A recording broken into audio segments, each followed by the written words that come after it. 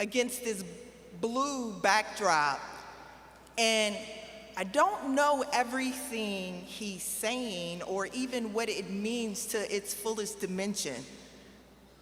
But I hear him talking about the expanse of this great country, both how wonderful it is and what it owes everyone in reparation of some of the pain that it provides us. And he is inspiring me to think more of the other person next to me. And he is inspiring me to see beyond South Bend, Indiana, but to this international world. And so in this inspiration comes this city that I get to come to where he didn't inspire Harold Washington to run, but he helped organize Harold Washington's run. See the difference? In a city where he has called truth to power with a woman named Karen Lewis that no one else wanted to stand next to.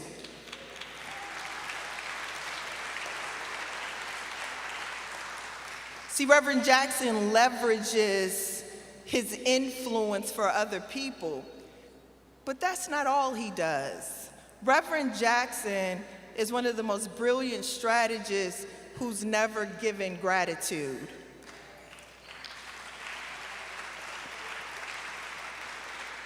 Much will be said this entire week about this convention, but let me tell you whose convention it belongs to. It belongs to Reverend Jesse Jackson.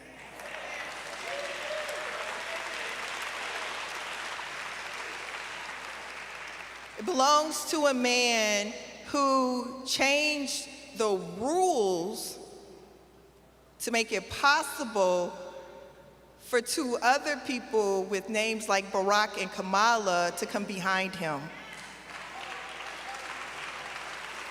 See, they don't get to be president of the United States of America with the winner-take-all rules. See, he knew we needed equity, not just in speeches, not just in marches, but equity in the rules, and so he changed them.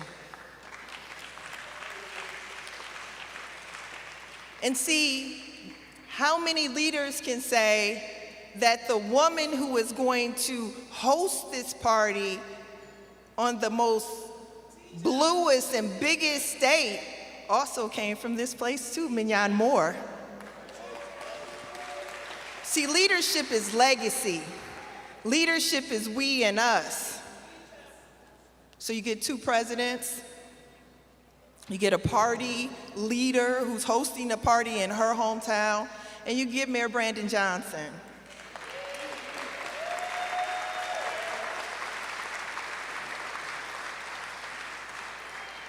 You get a man who is predictably going through all of the growing pains of a man who is leading with his heart and not with somebody else's pocketbook.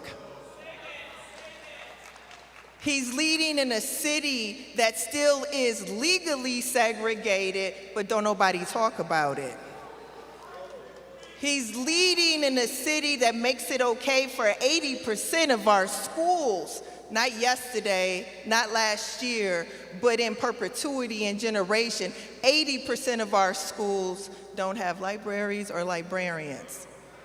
So contrast that with the headlines that you get to see. See, it is Reverend Jackson that has taught us to look beyond the headline, because if he looked at headlines, he wouldn't work with the workers.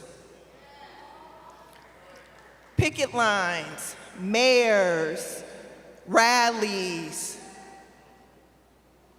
football players, world leaders, unionists, they all have safe haven with the leadership of Jesse Jackson.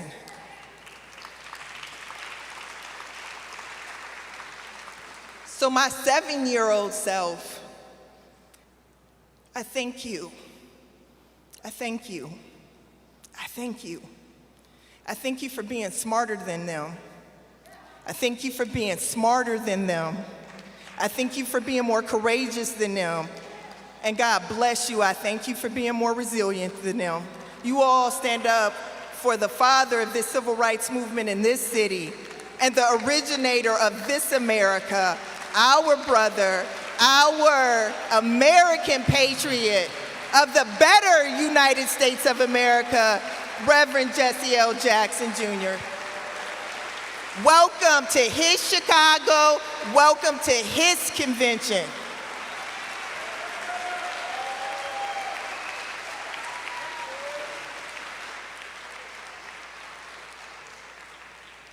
Stacey Davis Gates, the head of the Chicago Teachers Union. Oh, brothers and sisters, it is so easy to believe, after you hear such wonderful remarks as those, that Jesse Jackson did enough here in Chicago, right? That his work in Chicago was sufficiently transformative. But he transformed everything about our politics. So we have just heard from the head of a union in Chicago. Perhaps it is time for us to hear from the head of the Congressional Progressive Caucus to hear about how Reverend Jesse Jackson's campaigns transformed our Congress and transformed our country. Ladies and gentlemen, if you don't know Pramila Jayapal, then you haven't been watching television and paying attention to our transforming politics. Please welcome an activist and an advocate who went to Congress, Pramila Jayapal.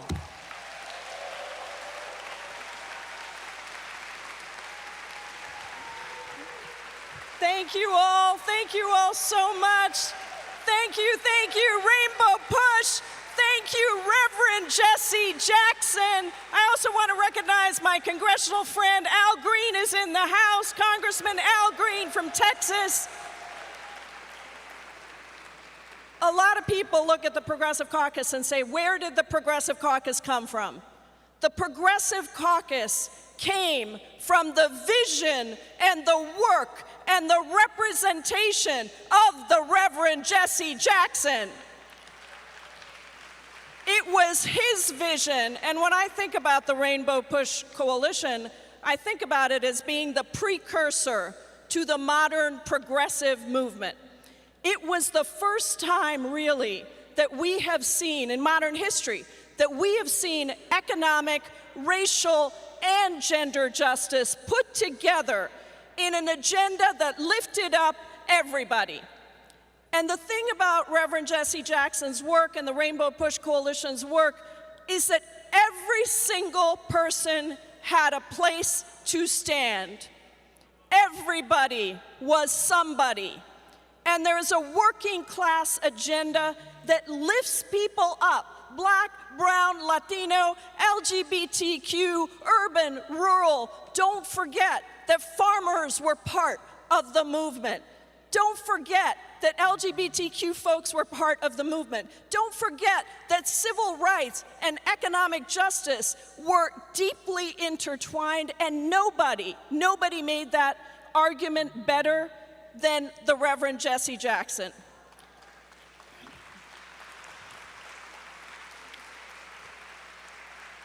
Reverend Jackson blazed the trail for every elected official that you're going to see on that DNC stage over the next several days. We are here on your shoulders, Reverend. We are here because you blazed a path for us, because you showed us what an economic agenda could look like, because you were talking about universal health care long before anybody else was talking about universal health care. The Reverend Jesse Jackson said that the U.S. government can end homelessness in the United States way back when he was running, and today we are still working to do that. But so much of the economic agenda, the racial justice agenda, the gender justice agenda of the Congressional Progressive Caucus, so much of what we have achieved has been built on the building blocks of a freedom movement that you led us in, sir. And so the opportunity that we have had to lift up class intertwined with race, to build a movement that reaches every single place in this country, to say to people that the ability to have health care is a right, not just a privilege for the wealthy. To say to people that you deserve to be seen. No matter who you are, no matter where you are, you deserve to be seen, to be included. That was the beauty of the work that really brought our progress forward. It is the only way, I think, that we are where we are today with what we've achieved, is because Reverend Jackson blazed that trail, because he has made it clear that every single one of us has a voice and a vote to be able to bring to the table. We had, in 2020, a fragile rainbow coalition that put Joe Biden and Vice President Harris into the Oval Office, that won us the House and the Senate. That fragile coalition is still being rebuilt. We have to rebuild it across the country, and it's going to be hard work. But the opportunity that we have is the opportunity to thank a living legend, to thank and to celebrate the deep commitment, the vision, and the work of somebody that we all revere, somebody that we all love, and somebody to whom we pay our everlasting respects. So the Congressional Progressive Caucus will fight on for the vision of Reverend Jesse Jackson, for the vision of the Rainbow Push Coalition. We will build that coalition. We will make sure that we bring everyone in. Every single person belongs. Every single person is seen. Every single person is heard. Thank you all so much. Thank you, Reverend Jesse Jackson, for your incredible work, for your legacy.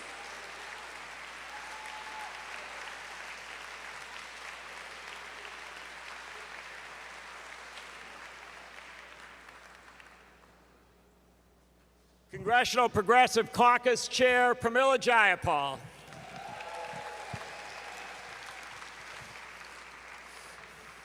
I want to make note of the fact that the mayor of Chicago, Brandon Johnson, was with us for a little bit here for a moment, but had to go to the tarmac to greet Kamala Harris, but gives his greetings to everyone who is here. So to try and make it back and join us.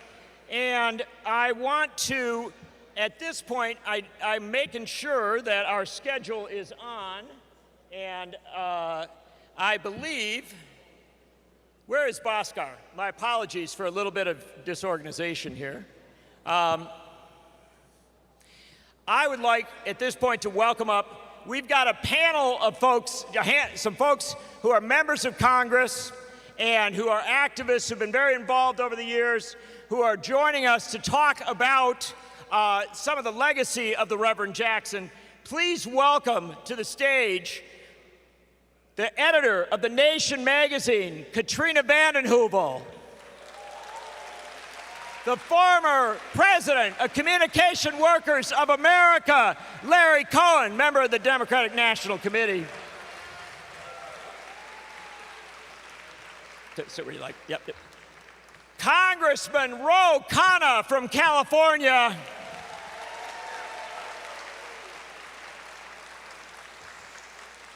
And Congressman Jonathan Jackson from Illinois.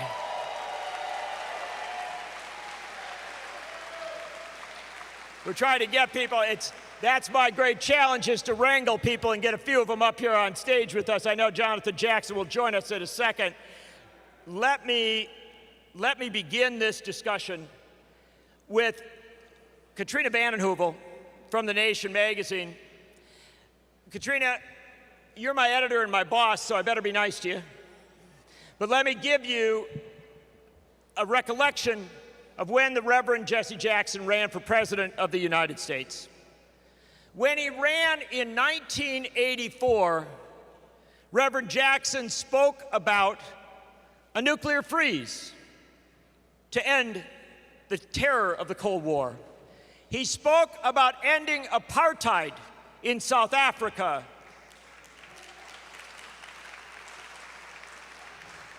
He spoke about ending the dirty wars in Central America. And he spoke about ending our failed policies in the Middle East that had denied the humanity of Palestinians.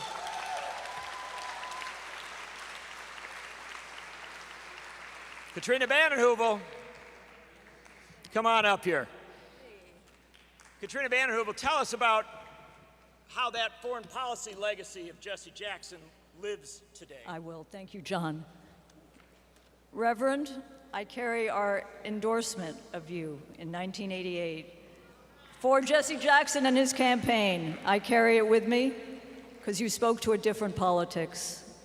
I want to speak about Reverend Jackson as a man of peace, a word that isn't often heard these days. Sometimes it's too subversive.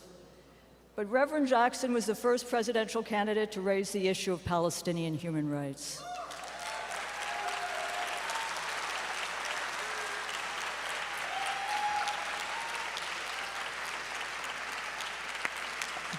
A decade and a half after Vietnam, Reverend Jackson was not afraid to go with friends from the SCLC to Beirut to meet Yasser Arafat and to show how no dialogue was impeding our security. He was the first to talk about, in those years, ceasefire, and he just wrote a column last week about the imperative of ceasefire and ending the weapons shipments.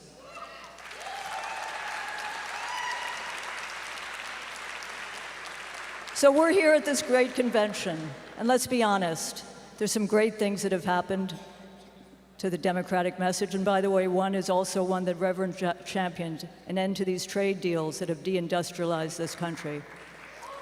But the foreign policy of progressives, still, as we see at this convention, it's hard.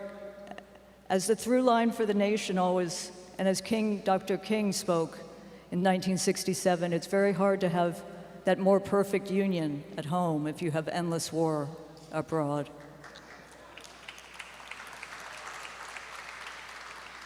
Reverend Jackson's 84 and 88 campaigns called for ending military intervention, supported disarmament, and sought deep cuts in the crazy arms race we still wage.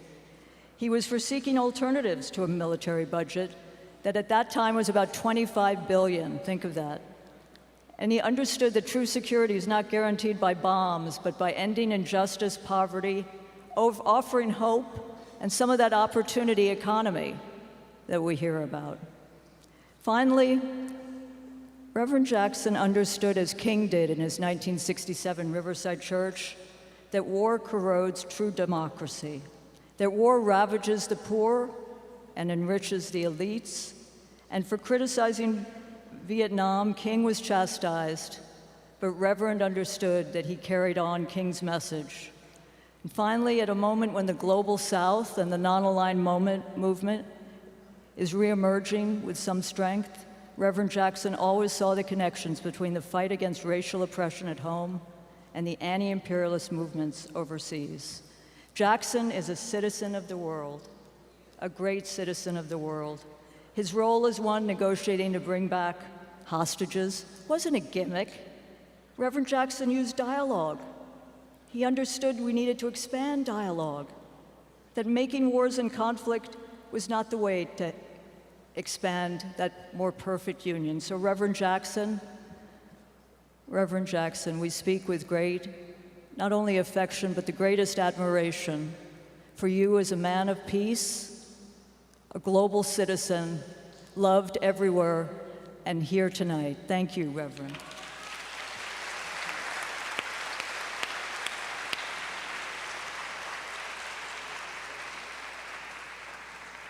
Katrina Vanden, Heuvel, the editor of The Nation magazine, one of your hosts this evening. Back in the period when Reverend Jesse Jackson was running for president of the United States, he stood stronger for unions than anyone else running for president. There was no question of his absolute commitment to the trade union movement. And yet there were many unions that were cautious about stepping up to support him because they had been so long unaware of what was possible, so unconscious of what could be done if you had a president that was on your side. But there were some unions that stood up and supported him for president of the United States of America.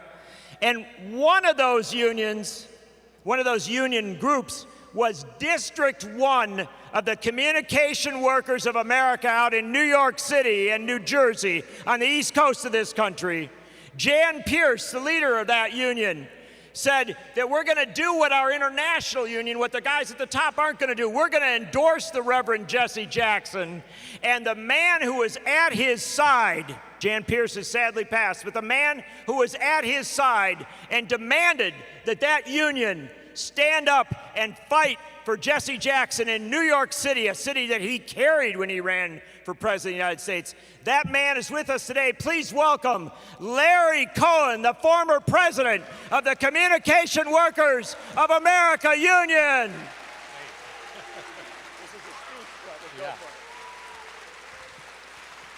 Yeah, thanks, John. And at that time, I actually worked for Jan Pierce. You heard his name mentioned. He was the regional leader, 150,000 member District 1. I was his young assistant, but here's what was more important. It was that Reverend Jackson connected with working class people, black, brown, and white, a real rainbow of working class people, in a way that was similar to what Dr. King had started, and in a way that right now needs to be reinvigorated by all of us at a time when working class people, black, brown, and white, are standing up and fighting back, are organizing, are fighting for better contracts like the UAW fight last year. But those fights go on every day. And every day, workers are still fired in this country just trying to organize. And every day, workers get replaced when they strike. My union has a strike at the Pittsburgh Press, 2.5 years, an illegal strike by that employer, and they're still out there, and the courts have blocked anything from being done. 2.5 years later, our system remains broken. To honor the great Jesse Jackson and this movement, we have to reinvigorate a movement for workers' rights. It's not just about talking. As my great-grandmother said, I'll watch your feet, not your mouth.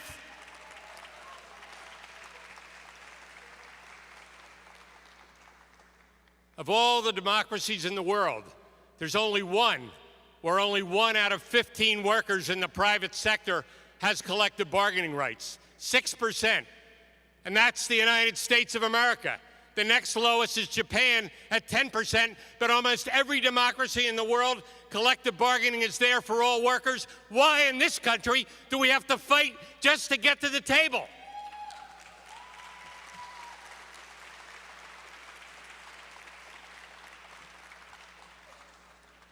So as we go to this convention and far beyond it, and we think about working class people, black, brown, and white, we need to think about their rights on the job. They're abysmal.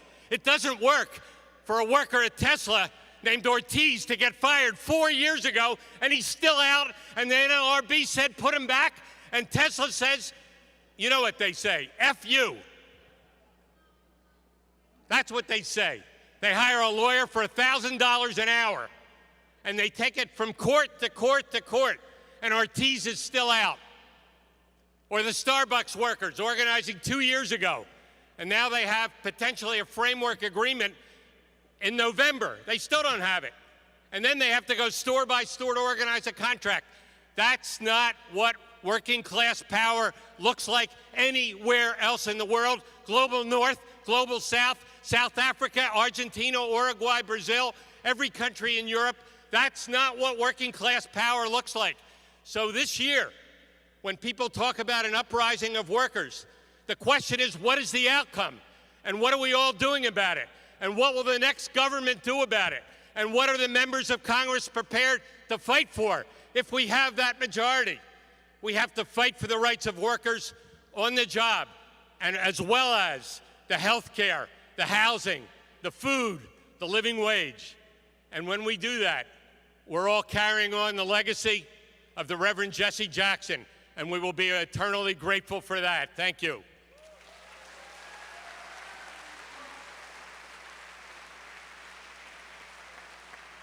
Larry Cohen for the Communication Workers of America.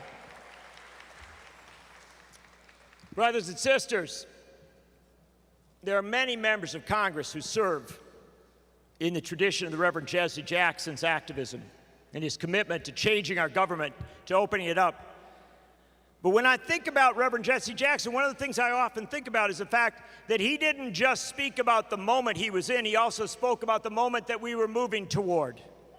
He talked about an economy that was open to all, that was welcoming to all, that innovated, that used the power of technology not to suppress people, not to oversee them or to control them, but to free them, to make technology something that empowered us. There is one member of Congress today who serves in that visionary tradition, who represents the Silicon Valley of California, but in many ways represents the whole world because he is an activist on behalf of an open and honest and uncorrupt economy. He is also the grandson of one of the aides and allies of Mahatma Gandhi, the great influence on Dr. King. Ladies and gentlemen, please welcome Khanna from California. Thank you to John Nichols. I am so honored. I am so honored to be here. I'll tell you why. I do want to recognize two of my colleagues, one of my heroes, Barbara Lee. Will you please stand up? I was so honored to co-chair her campaign for the Senate. And Al Green, your voice of conscience. Please give them a round of applause. John is a brilliant thinker about the economy, but I want to talk a little bit more personally. You see, when I was 13 years old, as a son of Indian immigrants of Hindu faith, growing up in Bucks County, Pennsylvania, teased sometimes on the playground, told to go back to where my parents came from, I read a speech.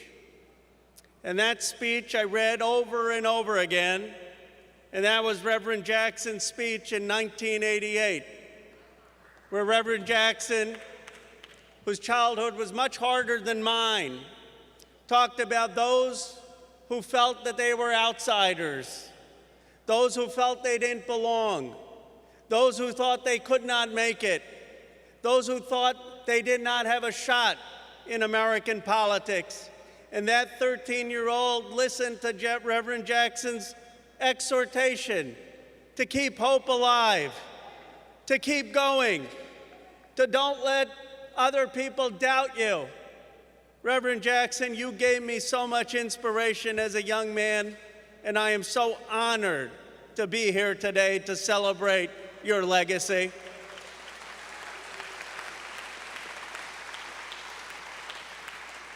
And if you read that speech again, as I did so many times, what Reverend Jackson talked about back in 1988, we're beginning to recognize today.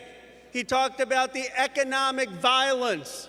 That's how he described it, economic violence of deindustrialization of black communities and white communities.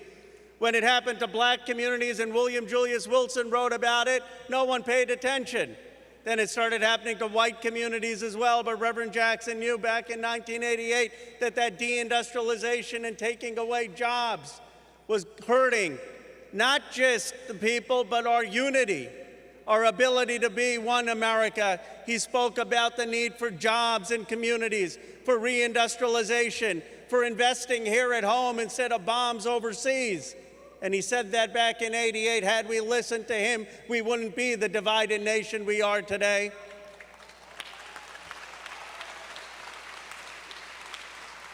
But I'll tell you what, and I want to close with this reflection that was the most important part of the speech, because it's easy to celebrate people in the abstract years later, not recognizing how controversial they were in their own times. That's what we've done with Dr. King. I don't think we should do that with Reverend Jackson, because Reverend Jackson talked about in that speech, why do you always take these positions, he asked rhetorically, that are controversial? Why not just do what so many politicians today do? Poll test it, focus group it, say things that are totally meaningless but sound good. And Reverend Jackson had an answer. He said he doesn't believe in having a small boat close to shore. He believed in a big boat out at sea. That's why he spoke out for South Africa against apartheid before it was popular. That's why he called for a recognition of a Palestinian state back in 1988, something our party still does not have the courage to do. That's why he supported Medicare for all. That's why he supported a living wage. That's why he supported a lower defense budget. My friends, we can't celebrate Reverend Jackson and not listen to what Jackson told us was a courageous view. Celebrating Jackson is believing in the courage. That's what his son Jonathan Jackson is doing. That's what our party must do to honor his legacy. Thank you, Reverend Jackson.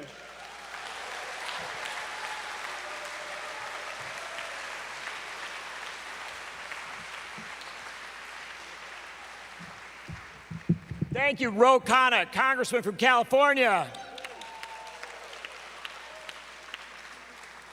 And we are moving we're moving in a lot of directions here, but I want to do one thing before we bring Yusuf up here, and that is I want to go down our panel. You have microphones in front of you. Just one quick moment from each of you, and as we kind of move people in and out here, but I would like to ask each of you, how did Reverend Jesse Jackson change the Democratic Party? Because the Democratic Party is meeting in convention here, and Larry, you're on the DNC. Tell me about how the Reverend Jackson changed the Democratic Party. In 1 minute, right? The movement that you led in many of our minds and hearts goes on. So even this year at this convention, there'll be one resolution will pass that will say superdelegates indefinitely will not vote on the nomination of the president.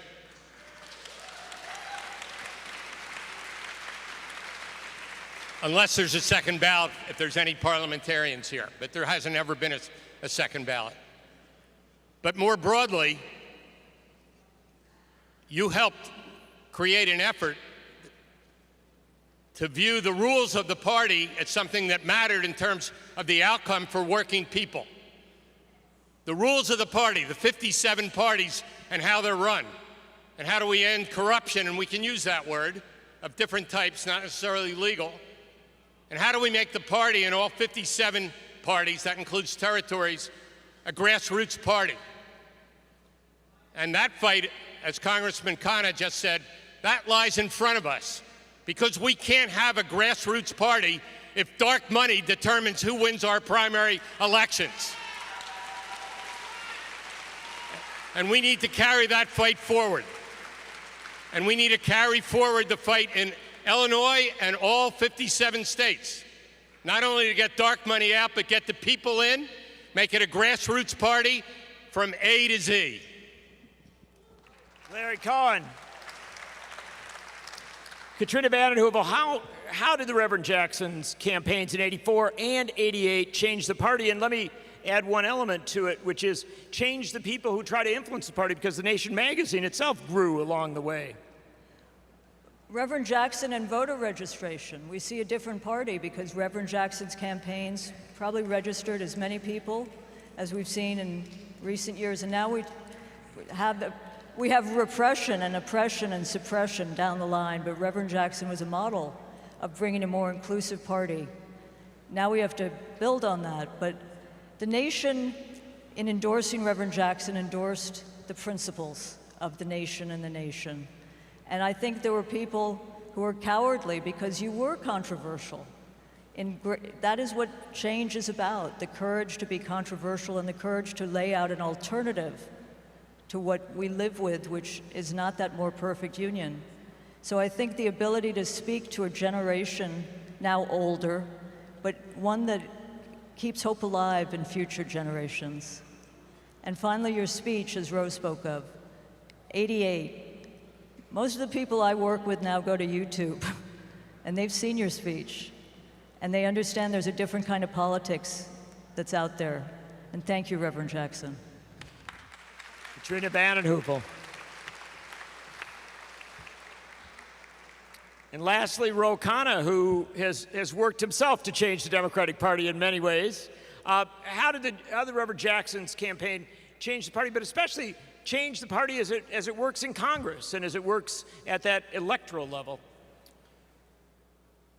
Well, as Larry and Katrina point out, obviously Reverend Jackson cared about working class Americans and economic populism, but there are other Democrats who had done that as well, FDR and Johnson. What Reverend Jackson did was the first modern Democratic politician to talk about what a multiracial democracy will look like. Right. The first one. I mean, Roosevelt had forgotten about the entire black America in the New Deal. The reality is that the Rainbow Coalition that he articulated is, in my view, the best of the American tradition, stemming from the original Frederick Douglass in A Composite Nation, who stood up for Chinese immigration and talked about a nation of all nations, and then Dr. King giving that voice in the Civil Rights Movement, leading to the Immigration Reform Act, so that my parents could come to America. And Reverend Jackson really articulated the vision of what that cohesive multiracial democracy is going to look like. It's amazing to me that he did it in '88, and that he did it not just talking about black and white America, but talking about Latino Americans and Asian Americans and Americans of all different backgrounds. And it's Obama who built on that, and now Kamala Harris who's going to build on that. And when we do become the first cohesive multiracial democracy in the world, it will be in large part because of Reverend Jackson's effort. Thank you, Khanna. Ladies and gentlemen, please, a loud round of applause for Katrina Vanden Heuvel, Larry Cohen, and Khanna.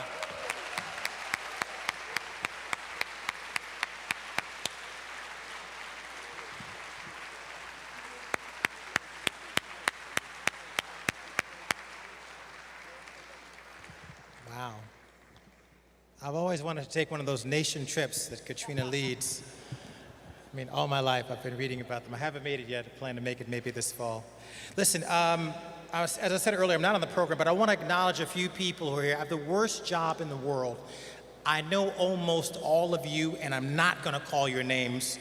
There are a lot of components of this rainbow who should be acknowledged. I'm just going to give a few this first time, then I'll come back and do some more later on. But let me just give a special thanks to John Rogers, is here from Ariel Mutual Funds. He's been supporting this organization for many, many years. John Rogers, we have our board chairs, C.K. Hoffler, John Graves, Joyce Tucker. We have some board members here, Julianne Malveaux. We have Reverend Ginger Sorelli. We have some pastors who've supported this organization through thick and thin, Pastor Steve Muncie, Brother Pastor Ira Ackery. I want to thank you, Karen Freeman, for being here from the Urban League, Saru from One Fair Wage. Judge Annette Howard, I've known, she knew me before I knew me. I want to thank you, Judge Howard. Barbara Arnwine. We have Ariel Gold from the Fellowship of Reconciliation. Brother Dr. Cornell West is in the building. He's coming up. Brother Troy LaRaviere carries a banner of the principals. CPAA, Josephine Lee from Uniting Voices Chicago, thank you for coming out. Reverend Dr. Todd Yeary from the East Coast is coming, representing the Rainbow Coalition on the East Side. And I want to give a very special thank you for coming out, Miss Nancy Stevenson, who is the widow of Adlai Stevenson, who twice ran for president, was our nominee, and she's come out to spend some time with us today. Her son was governor, senator, and I want to say thank you very much for coming out, Miss Nancy Stevenson. John, who's next? All right, Mr. John Nichols, thank you. Ladies and gentlemen, one more round of applause for Yusef Jackson. This would not have happened without him, without his commitment, without his involvement with this. Oh, we have a few more speakers for you tonight. few more speakers for you tonight. I know I can't wait to hear from Barbara Lee. She's going to be up here in just a moment. I cannot wait to hear from James Zogby, who has been such a central figure. Politics of this party, politics of this country. But I want to welcome to our stage now a young man who refers to the Reverend Jesse Jackson as his mentor, but who has been the mentor to so many people, a man who himself ran for President of the United States and who on a regular basis on MSNBC stands up for economic and social and racial justice, for saving the environment and for peace on this planet. Please welcome the remarkable Reverend Al Sharpton.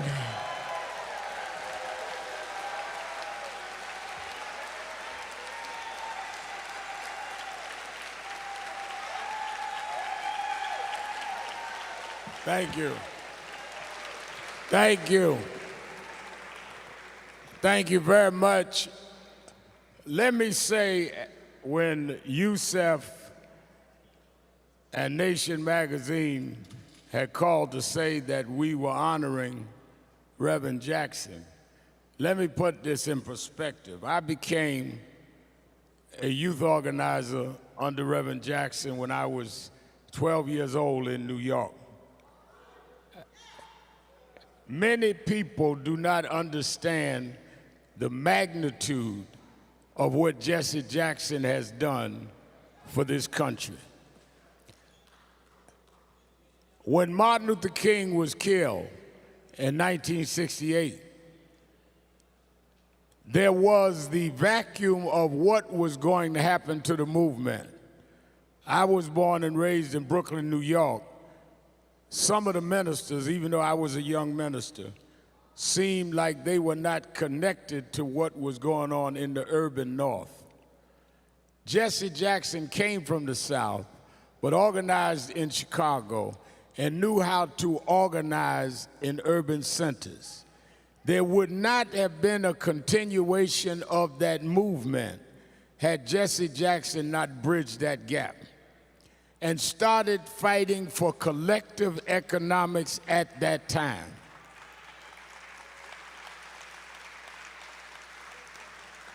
Way before we started talking about corporate accountability, he was boycotting Fortune 500 companies, dealing with the economic policy, dealing with the exploitation of the poor. He became a national figure holding corporate America accountable. What people are doing now was started by Jesse Louis Jackson.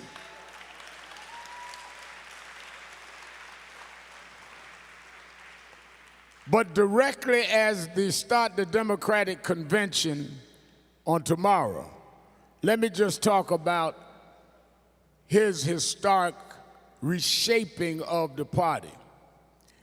1983, he started saying a black should run for president. There was in 1972 the Gary, Indiana Convention, National Black Political Convention. There was the fights between the black nationalists and those that were in elective office. Reverend tried to bridge that. It led all the way to 83. He went around the country trying to get certain blacks to run. In the middle of him doing that, he started a Southern voting crusade. As he was on the bus going through Mississippi, through Louisiana, registering voters, people started saying, "You should run, Jesse." And we started to chant, "Run, Jesse, run." Most of the black elected officials didn't see it. He ran anyway. And he ran and won many of those primaries, and he put us on the agenda saying our time has come.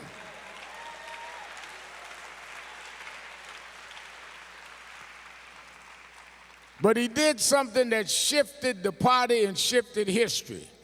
And that is when he ran in '88. Not only did he win more delegates and win more states, he changed the rules of the party. This is what I come to say tonight.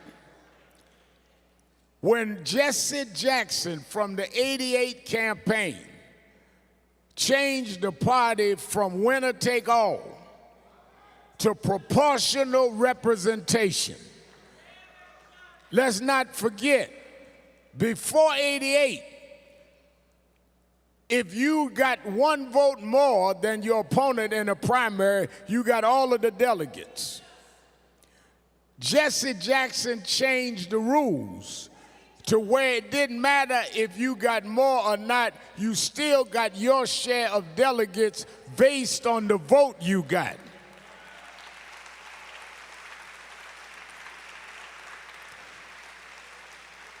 You cannot have a Democratic Party without democracy. There is no winner take all in democracy. By changing the rules in '88, we also got the first black chairman of the party, Ron Brown, who was a campaign manager for Jesse Jackson. He put blacks on the rules committee that kept those rules in place. So in '08, if there had not been proportional voting in the primaries, Hillary Clinton would have been the nominee. The reason Barack Obama could win the primaries and win the nomination is because the Rules Committee went on the Jackson proportional voting rules.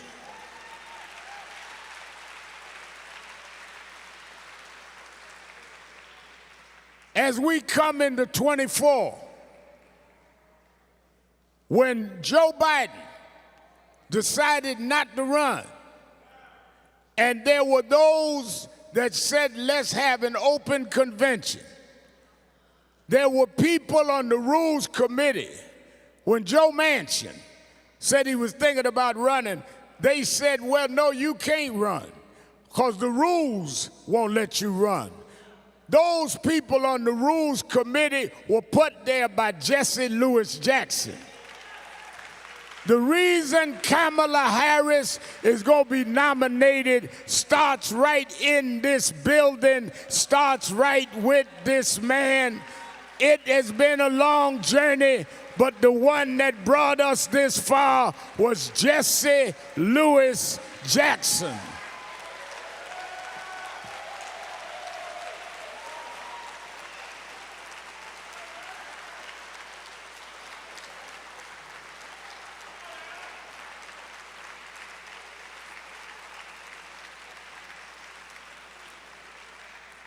So I pay tribute to what he's done.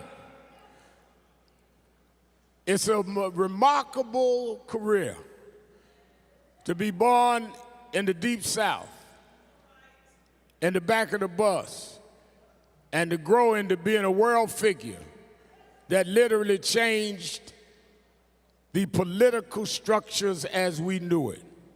Put two of his sons in Congress. Congressman Jesse Jackson Jr., who's a constitutional scholar. Jonathan Jackson now reshaped the civil rights movement. What we're doing now with civil rights organizations, we learned at his feet. Let me end by saying there's some people that say that it's sad Reverend Jackson from Parkinson's can't walk like he used to and talk like he used to. But I want you to know that every time a black opens their mouth and talk about democracy, Jesse Jackson is talking. Every time we march, Jesse Jackson is walking. And when you see Kamala Harris get on that stage this week, Jesse Jackson is on that stage. He's sitting there watching the results of his work. There wouldn't be no us if it wasn't for him. Thank you and God bless you.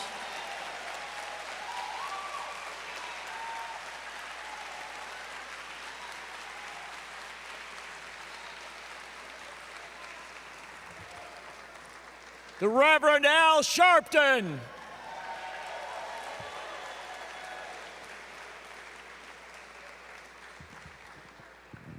Oh, ladies and gentlemen, brothers and sisters, we go tonight from strength to strength. We have so many amazing figures in our presence. I want to introduce as our next speaker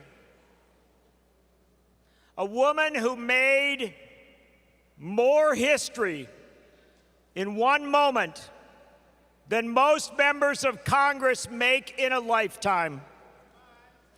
A woman who had the courage to say no to George W. Bush and to Dick Cheney and to the entire national media, to all the forces that are crying out for war. A woman who stood again and again and again in Congress for economic and social and racial justice and for peace. And a woman who throughout her career has done exactly what her mentor, Shirley Chisholm, wanted to see done in Congress and in our politics. Brothers and sisters, please welcome Congresswoman Barbara Lee.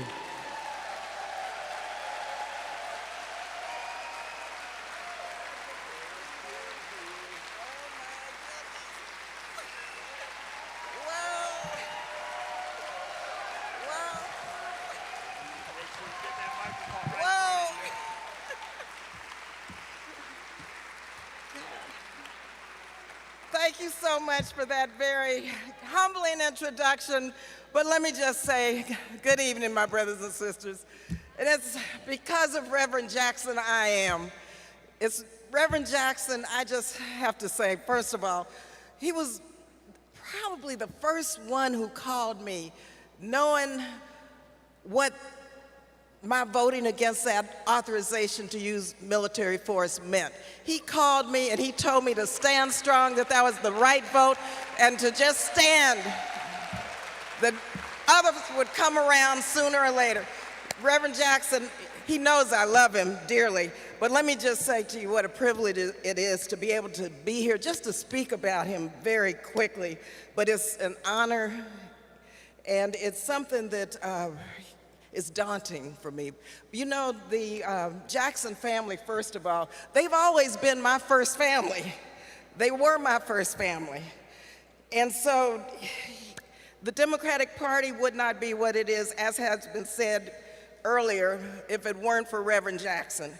Now, I, of course, was part of the 1984 and 1988 campaign with Reverend Jackson. I was his state finance director in California, and I was a delegate both times. But let me tell you, I met Reverend Jackson in 1972 at the Gary, Indiana National Black Political Convention. That's when I met him. And during that convention, I saw how he was negotiating and how diplomacy was so much a part of his DNA. And yes, I served as a delegate then in '72 for the Honorable, the first African-American woman elected to Congress and to run for the presidency, Shirley Chisholm. That's the context I knew Reverend Jackson.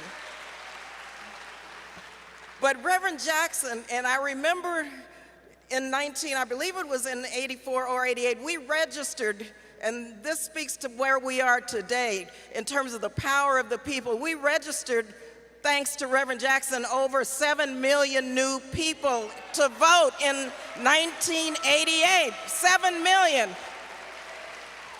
And that's a testament to the power of the people. But you know, some of my most fondest memories with Reverend Jackson includes marching with him in so many of our labor union marches for economic and racial justice around the country. But also, as has been said over and over again tonight, his legacy is not only in the United States, his impact is global. And the global perspective he brought everywhere he served always sets him apart. Now, I've had a chance to be with Reverend Jackson in many, many countries, but one that stands out was in South Africa during the election of President Nelson Mandela.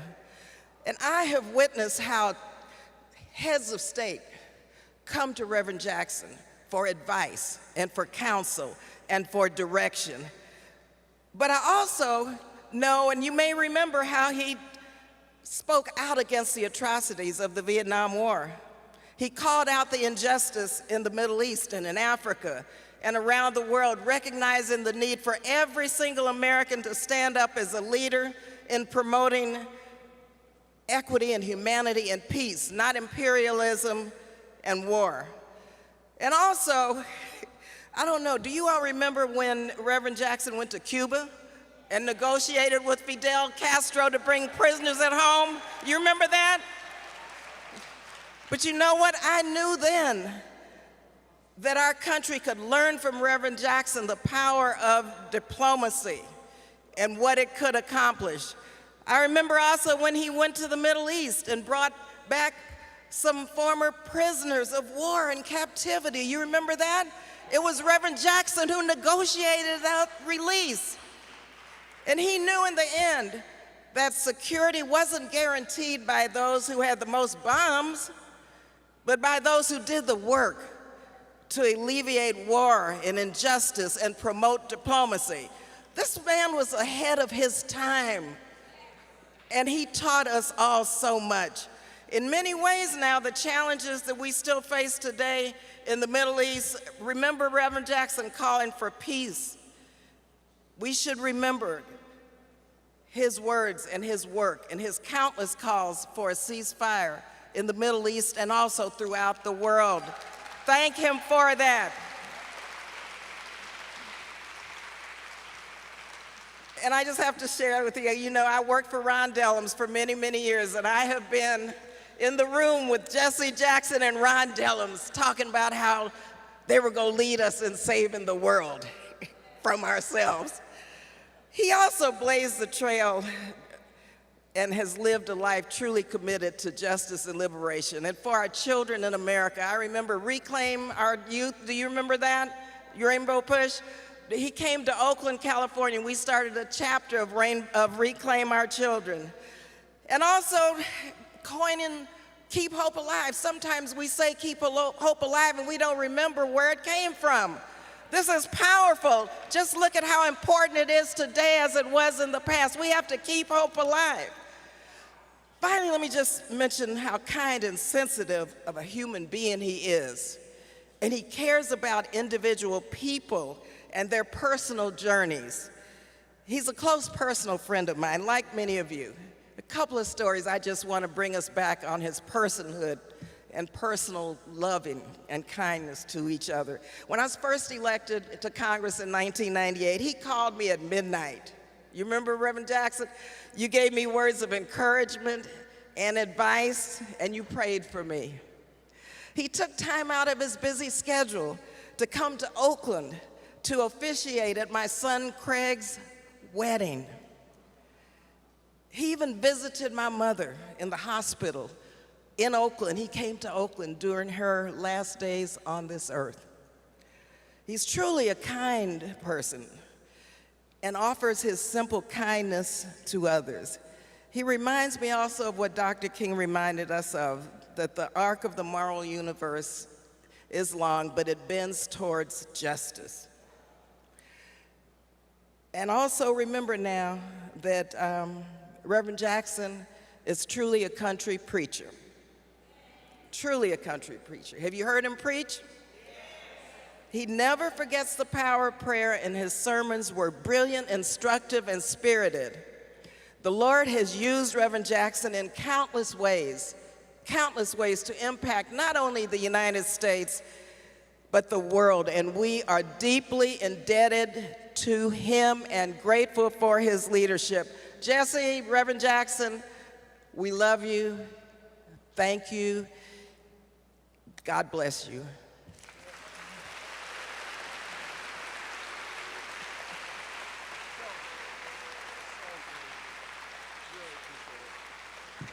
Congresswoman Barbara Lee.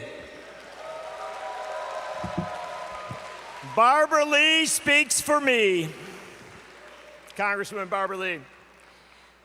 Ladies and gentlemen, this event was pulled together by activists from Rainbow Push and from all sorts of other groupings that have been very engaged with Reverend Jackson throughout his career and who value him so much. And one of the obviously central parts of pulling this together was The Nation magazine. Katrina Vanden, who you heard from a moment ago, is the publisher of The Nation and longtime editor of the publication. The person who is currently the editor of the publication, and who is, in fact, the person who was a driving force in making sure that we did this event tonight, because he didn't want everybody to come to Chicago without recognizing the Reverend Jesse Jackson, is Don Guttenplan. Ladies and gentlemen, please welcome the editor of The Nation, Don Guttenplan.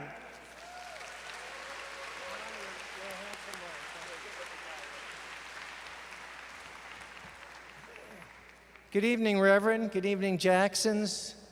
If the arc of the universe does bend towards justice, it bends towards justice because Jesse's been bending it. So I think it is a great pleasure to be here and an honor to be with you. I'm going to take very little of your time because I don't want to stand between a hot crowd and a cold drink. So I'm going to take you back very briefly to 1988 and to some words from The Nation magazine. For 5 years, his distance from the funders, the managers, the mediators, and the consultants who mediate the Democratic Party and legitimize its candidates has allowed Jesse Jackson to do unimaginable things and to say unspeakable words about race, about class, about equality, and indeed about democracy. To an extent that may be unique in presidential elections in this country, he derives his power from the people. The enormous energy that his campaign releases has created a new populist moment, overtaking the languid hours and dull days of conventional politics and imagining possibilities for substantial change beyond the usual incremental transactions of the two-party system.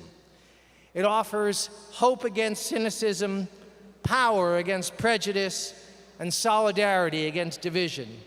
It is the specific antithesis to Reaganism and reaction, which with the shameful acquiescence of the Democratic center have held America in their thrall for most of this decade. That was from For Jesse Jackson and His Campaign, a cover editorial in The Nation magazine, April 6, 1988, written by my dear friend and mentor, Andrew Kopkind. And I want to just say that along with Andy's friends and my dear friends, who are also not here tonight except in spirit, Steve Cobble, Kevin Alexander Gray, we have been, thank you. Yeah, let us take a minute for Kevin Gray and for Steve Cobble.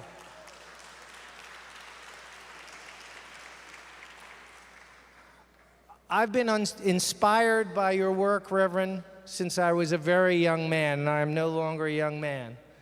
Political journalism can offer its readers and practitioners many things: information, analysis, prediction, explanation, even on occasion entertainment. But not all political journalism is created equal. Those of us in what is sometimes dismissed as legacy media, and at 159 years young, there are very few publications who can rival our legacy here at The Nation. We can add two other things to our bow, two other strings to our bow. One is the power to convene, to imagine, invite, and assemble the kind of gathering we are engaged in here this evening. So I want to add my thanks to that of Katrina and Bhaskar and John for all of you who answered our call. Thank you all for being here. The other is equally rare, and that is the power to validate. Validation is a power that has to be earned, but which, when used judiciously, can have large effects. So in 1988, Andy Kopkind's editorial endorsing Jesse Jackson and his campaign did not say anything that Jesse's supporters didn't already know. What it did was it validated the Rainbow Coalition for white liberals. And that was not a small thing. I know because in 1988, I was working at the Village Voice, and we were having internal debates about whether the Reverend's campaign, whether we should endorse it. This was a controversial question. But then The Nation weighed in, and we could no longer ignore what time it was in history. And so Tulani Davis and I sat down together and wrote the Village Voices endorsement of Jesse Jackson, which was shaped entirely by the nation's endorsement, and which helped him, a little bit maybe, to carry our locality, New York City, in that election. So with that, I want to say that thank you, Reverend, for giving us so many important ideas to validate. Thank you, Push and Rainbow, for carrying the banner faithfully for all these years. And let us go forward together. I'm going to read you one more thing from that editorial, which is that a seat in the Senate or an office in the State House has undoubted advantages in the electoral game. This is about Reverend's qualifications as to be considered president.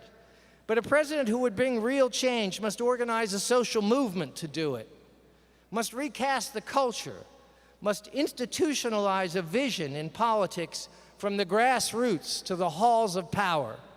So that remains our task from 1988 to today. And we take inspiration and we build on your legacy, Reverend, but we know that the task is far from being finished. So we at the nation will do our part to connect with those movements and to lift them up as we have been doing. And again, it is a great honor and a pleasure to be with you today. Thank you all. Thank you, Reverend.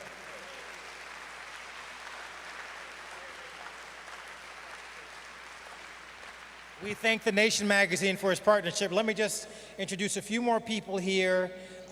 You know, there are a lot of pieces of this rainbow, and I want to introduce to you Brother Keith Vaz, a former member of Parliament who was really instrumental in Reverend Jackson's work in England, actually has a park named after Jesse Jackson in London. So thank you, Keith Vaz.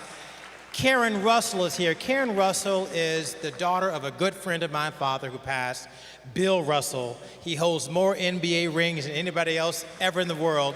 So Karen Russell, thank you for coming by tonight. Rabbi Stephen Jacobs from California is in town. His wife Betty Yee, former state controller, who is a gubernatorial candidate in the state of California. Thank you, Betty. And let me say, I see my brother Justin Jones here. Where's Justin, huh? Justin Jones from Tennessee. He stood for, stand up, man. He stood for justice and gave hope to our country. And for your courage, we thank you, brother. John Nichols.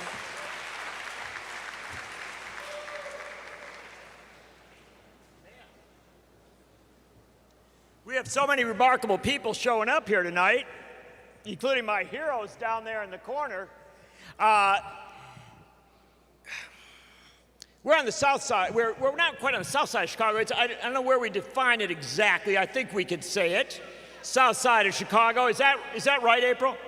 This is the south side of Chicago. Just want to make sure we have it clear. South side of Chicago creates a lot of leaders, a lot of people who make amazing accomplishments in this country. There was a grandmother on the south side of Chicago. She was active in the Service Employees International Union. She raised her granddaughter up as a trade union activist, as somebody who believed in what a union could be.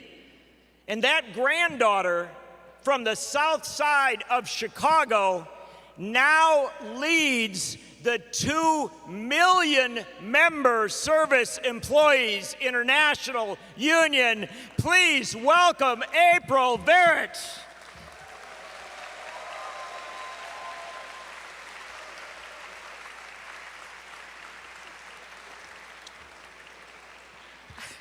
Thank you all so much. It really is an honor to be here, to be home, in the place that I learned everything I know about fighting for power and justice.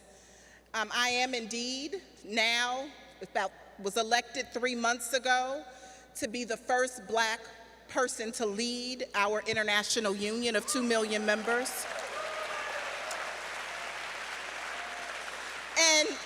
And I don't normally introduce myself that way, because the real flex is making sure you aren't the last. That is the real flex. But again, I didn't come prepared to speak, so I really intend to be brief. But I could not come to Chicago knowing that this gathering was happening without coming to pay my respects to Reverend Jackson, the Jackson family, and to Operation Push for all that it has meant to my life, to my ministry, to my journey, to my city, to my country, to my movement, to my people. So thank you. I walked in here and instantly remembered a whole lot of Saturdays of me sitting in these very pews. As a child, brought to sit here, and even when I didn't want to, right? Because it felt like going to church on Saturday and Sunday. But coming into this sanctuary was a different type of church, was it not? Coming into this sanctuary, you were fed on building power.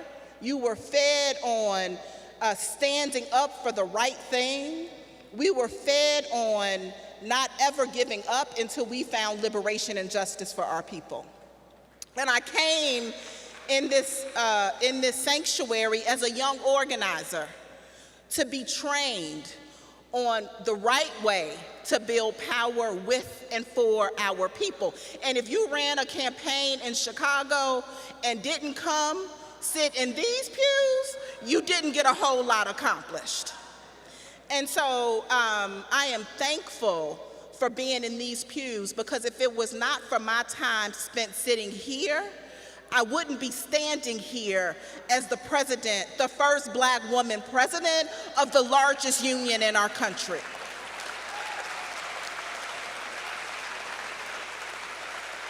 And I couldn't stand 10 toes down, determined, convicted, committed to building the type of worker power that can dismantle systemic and structural racism in our country. I could not be convicted, committed, determined to using worker power to end poverty wages in our country for once and for all. Because the labor movement don't always talk about ending poverty. Like, let's just tell the truth. What you hear the labor movement talk about is building the middle class. You don't build a middle class if you don't end poverty.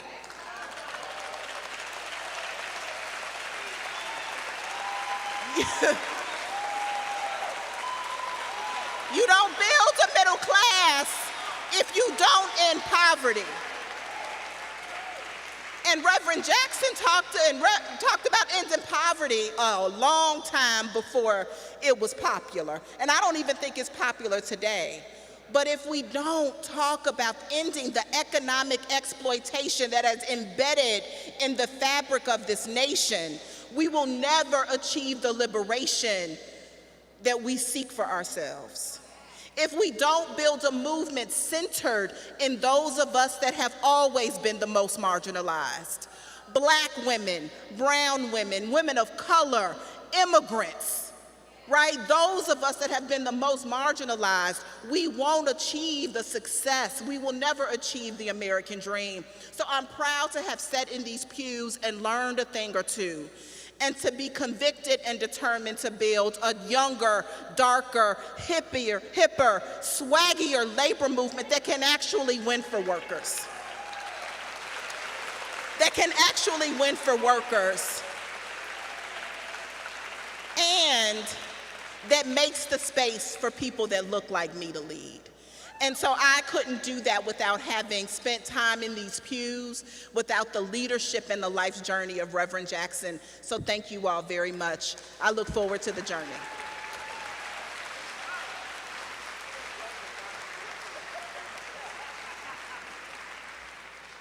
All right, we have our charge for a younger, darker, hipper labor movement.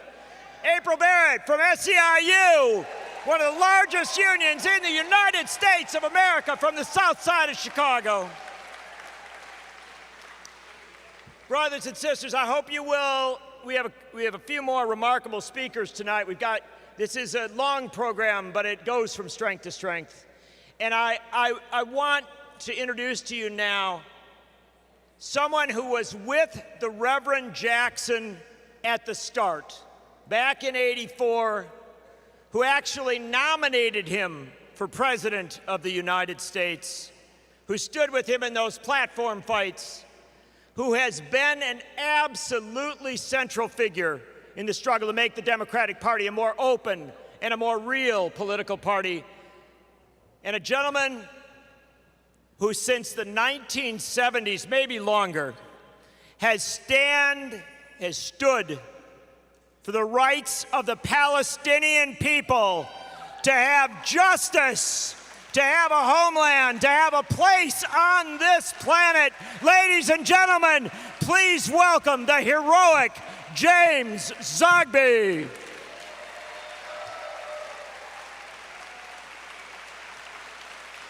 Whoa. I have never been called heroic, but I could like it. I could deal with that. Listen, before I begin, there's a woman here, young woman, Layla Al-Abed. Where are you, Layla? Where are you? Oh my goodness, she was here just a minute ago. She's, okay. She is the leader of the uncommitted movement in Michigan, who, as they went national, organized 700,000 voters to say they wanted a change in the policy.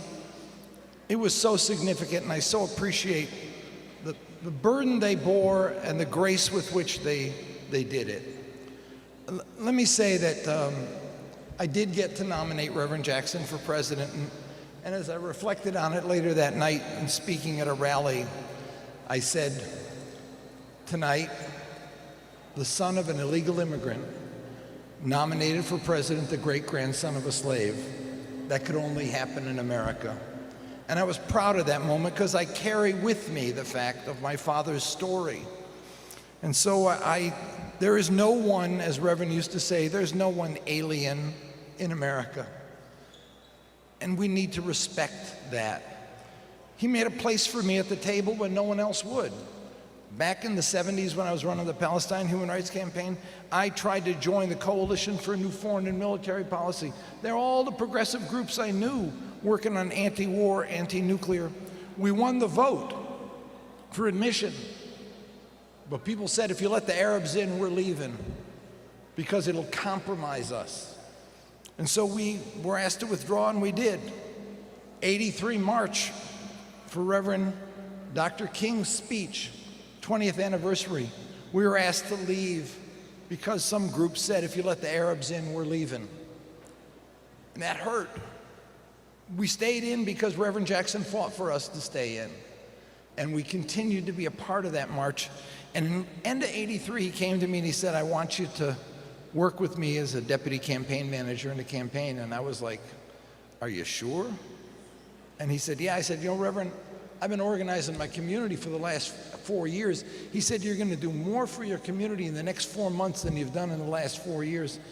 And when I went around the country with him and saw literally thousands of Arab Americans turn out in city after city, I realized how right he was, that what we had been missing was the key to political power, which is the vote. And so we organized, my Arab American Institute was born out of Jesse Jackson's campaign. And we went from 4 delegates in '84 to 83 in 1988 because that movement was built by what Reverend Jackson did. We can never forget you for that. And raising the issue of Palestine, that was big. Believe me, that was big. We were not unified even within our coalition in the party on that issue, but his sheer determination. I remember a meeting we had the day before the platform. They came to him and they said, Reverend, you can't do this. He said, I've been doing it since I started. We will go for it. And asked me to do the speech from the podium. Listen, for an Arab kid to go to the podium of the Democratic Convention, speak about Palestine, it was a big deal. And we had 1,500 delegates on the floor carrying Palestine Lives signs. It was a big deal. History didn't start this year. This struggle started back with Reverend Jackson in the '80s. But I'll tell you the difference. I'll tell you the difference of what Layla did and what the uncommitted movement did. Back in '88, it was Jackson-led. We needed a leader to do it. When Bernie Sanders raised the issue in 2016, we needed a leader to do it. We didn't have a leader this year.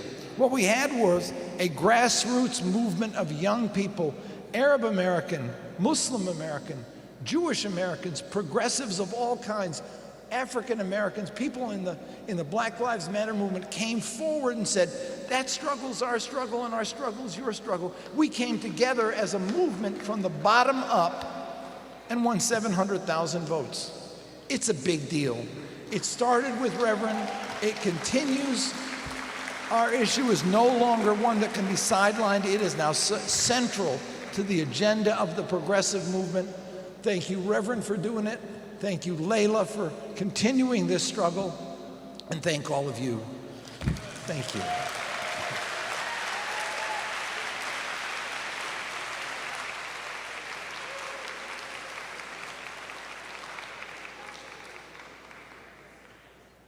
Ladies and gentlemen, one more round of applause for James Zogby, for everything that he has done through this journey, for everything that he has done.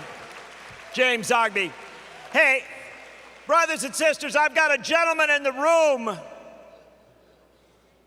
Got a gentleman in the room who's been sitting here for a little bit, and I want to bring him up just to say a brief word to you. He is so patient. He did not ask to speak.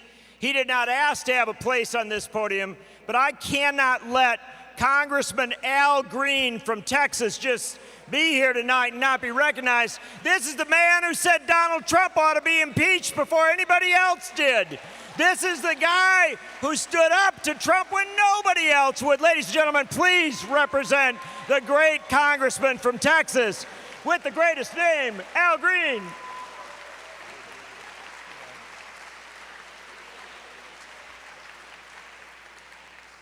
Wow. Friends, I am overwhelmed. I'm overwhelmed because whenever I'm in the presence of the Honorable Jesse Jackson, I feel something very special, because while he was a great orator, that wasn't really the thing that inspired me. And while he was a person who would say things that would capture the imagination of people in ways that they couldn't imagine, Reverend, that wasn't what inspired me. The thing that inspired me was the fact that he had the courage to say what others dare not say, and he said it with conviction. He would take a stand when others would not dare stand, and we ought to stand with him tonight and let him know how much we appreciate what he has done to change lives across the length and breadth of the country and the globe. Would you stand and give him the love and affection and appreciation that he has earned from his many years of service, of courage? It was courage that made the difference. It was courage. And the Honorable Maxine Waters is here. She knows of that courage. She was there with him. It was courage. Thank you for your courage, dear brother. Thank you, everybody. Thank you.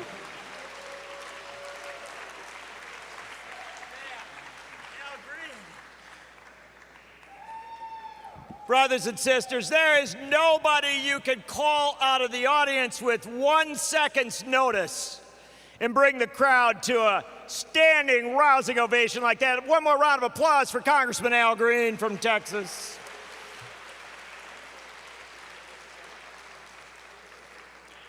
Oh, and he mentioned another member of Congress. Member of Congress from California. Member of Congress who has always been there for economic and social and racial justice, who has always been there for the environment, who has always been there for peace, and a member of Congress who was there for the Reverend Jesse Jackson when almost nobody else was, who stood up and said to her fellow members of Congress, maybe you should come along with me and back the future of the Democratic Party. Ladies and gentlemen, please welcome the amazing Congresswoman Maxine Waters.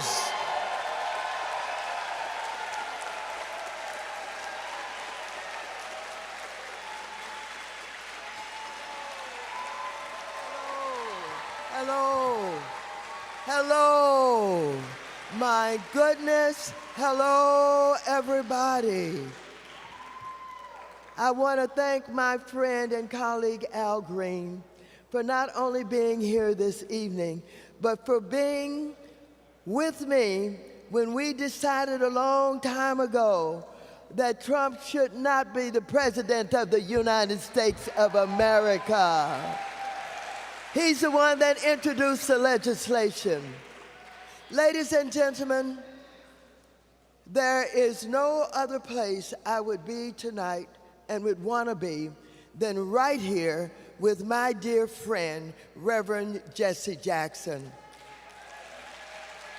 Reverend Jesse Jackson is not only my dear friend, he is responsible for the development of my being as I have become a member of the Congress of the United States.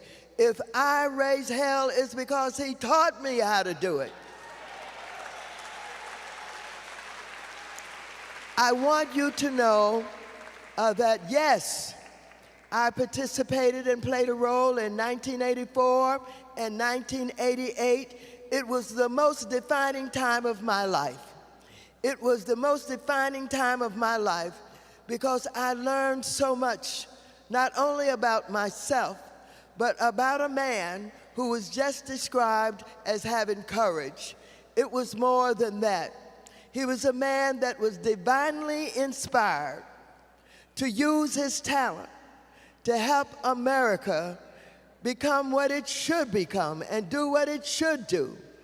Reverend Jesse Jackson, I want you to know, for the one point that I spent 6 weeks away from my home without going back because I was following you around this country, not only in the inner cities of America, but I went to the farmlands of America with you.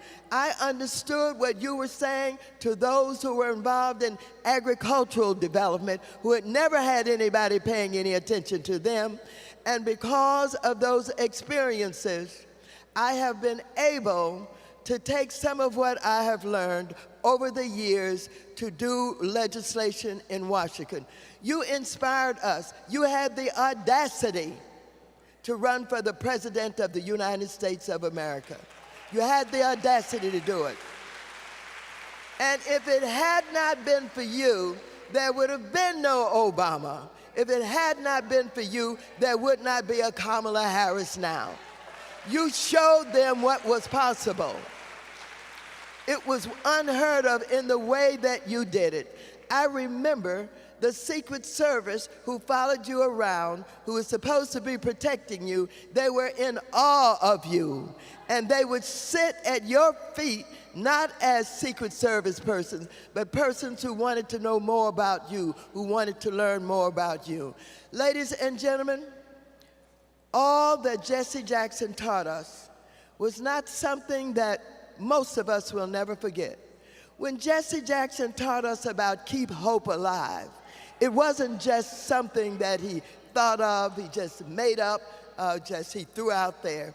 It was because he knew he had to inspire us. He had to help us to know that we could do more, that we could have influence, that we didn't have to take a back seat to anybody. He helped us to understand that we had to think about our future and what it could be like and what it should be like.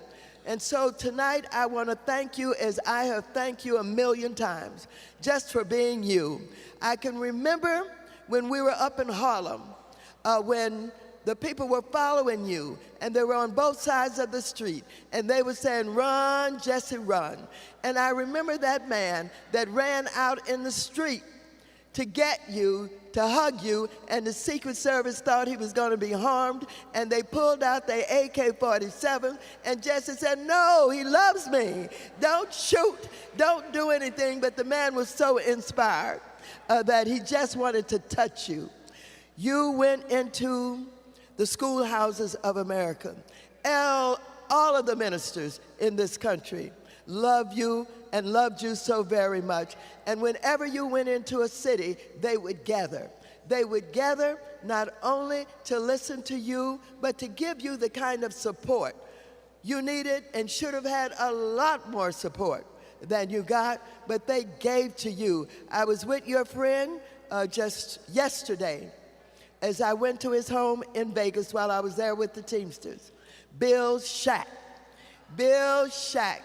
And I sat in his living room and we talked all about you to the point where he started crying and he tried to apologize for crying. I said, no, let me cry with you. It is all right to feel those emotions. It is all right to understand what you inspired in us, what you inspired in so many people. It is all right to know and understand what you did for this country. Ladies and gentlemen, much of what we have realized, even though so many people take it for granted, was started and developed by the Reverend Jesse Jackson. We talk about voter registration now. Nobody registered people like Jesse Jackson. When Reverend Jesse Jackson would go into an area and people would gather, he made sure that they were registered to vote. Right now, we think we can sit at home and get on the internet and do everything that needs to be done. You're wrong. We have to be in the street. We have to be talking to people, knocking on doors, helping to talk to our young people. They're talking about young people don't want to vote. They're talking about they're getting young black men not to vote at this time. Well, I want you to know our children love us. All they want to know is, do we love them? Do we love them enough that we're willing to fight, that we're willing to sacrifice, that we're willing to do what is necessary to ensure that they have a decent quality of life? Jesse Jackson has always been about a decent quality of life. We have termed it in other ways now. We talk about closing the wealth gap. Jesse Jackson has been closing the wealth gap ever since he got out there and started about justice and equality.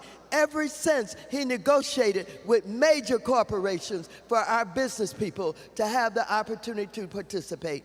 We shall never, ever forget what he has contributed, what he's given to this country.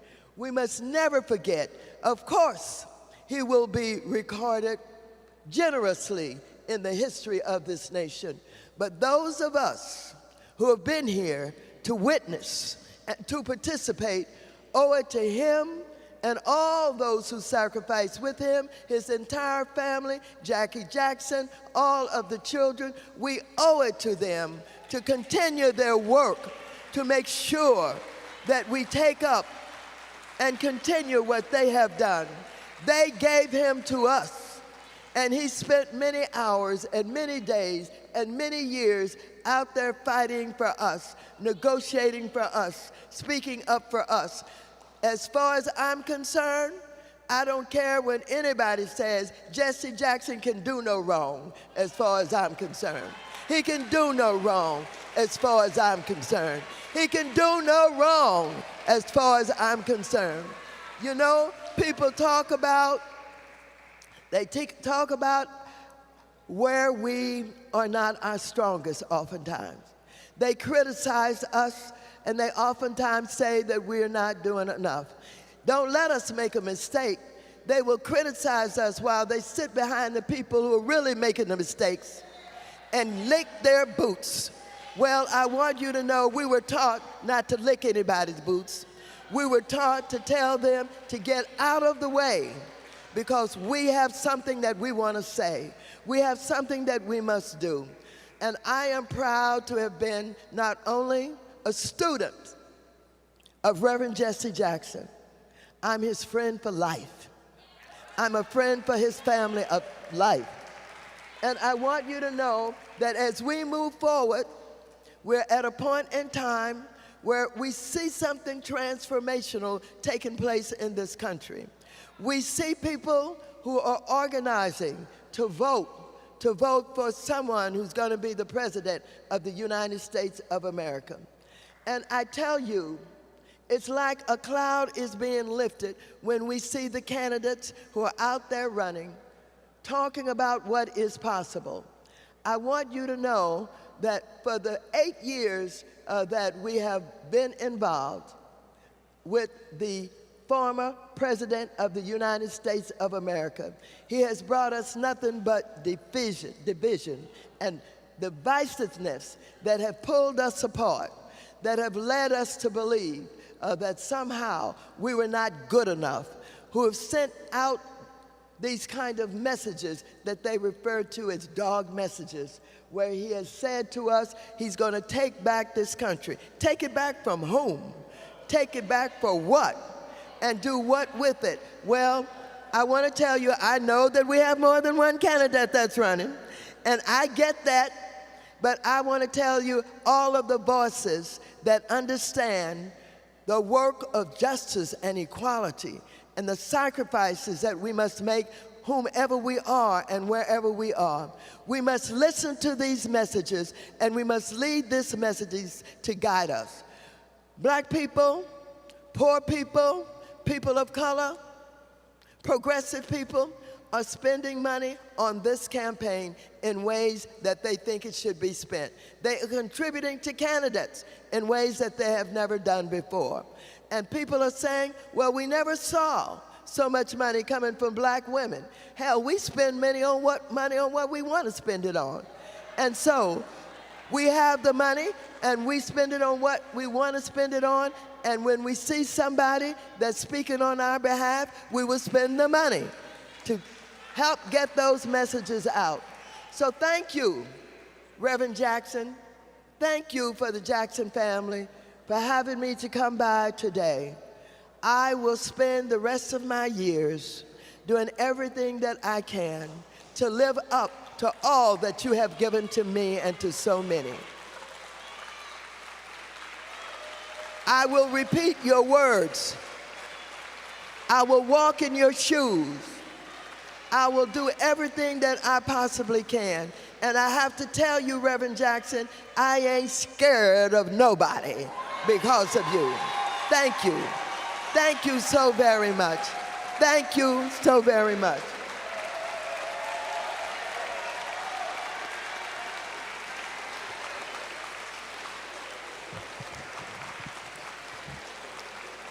Congresswoman Maxine Waters. Congresswoman Maxine Waters. Brothers and sisters, in a moment, we're going to bring up a certain senator who ran for president of the United States.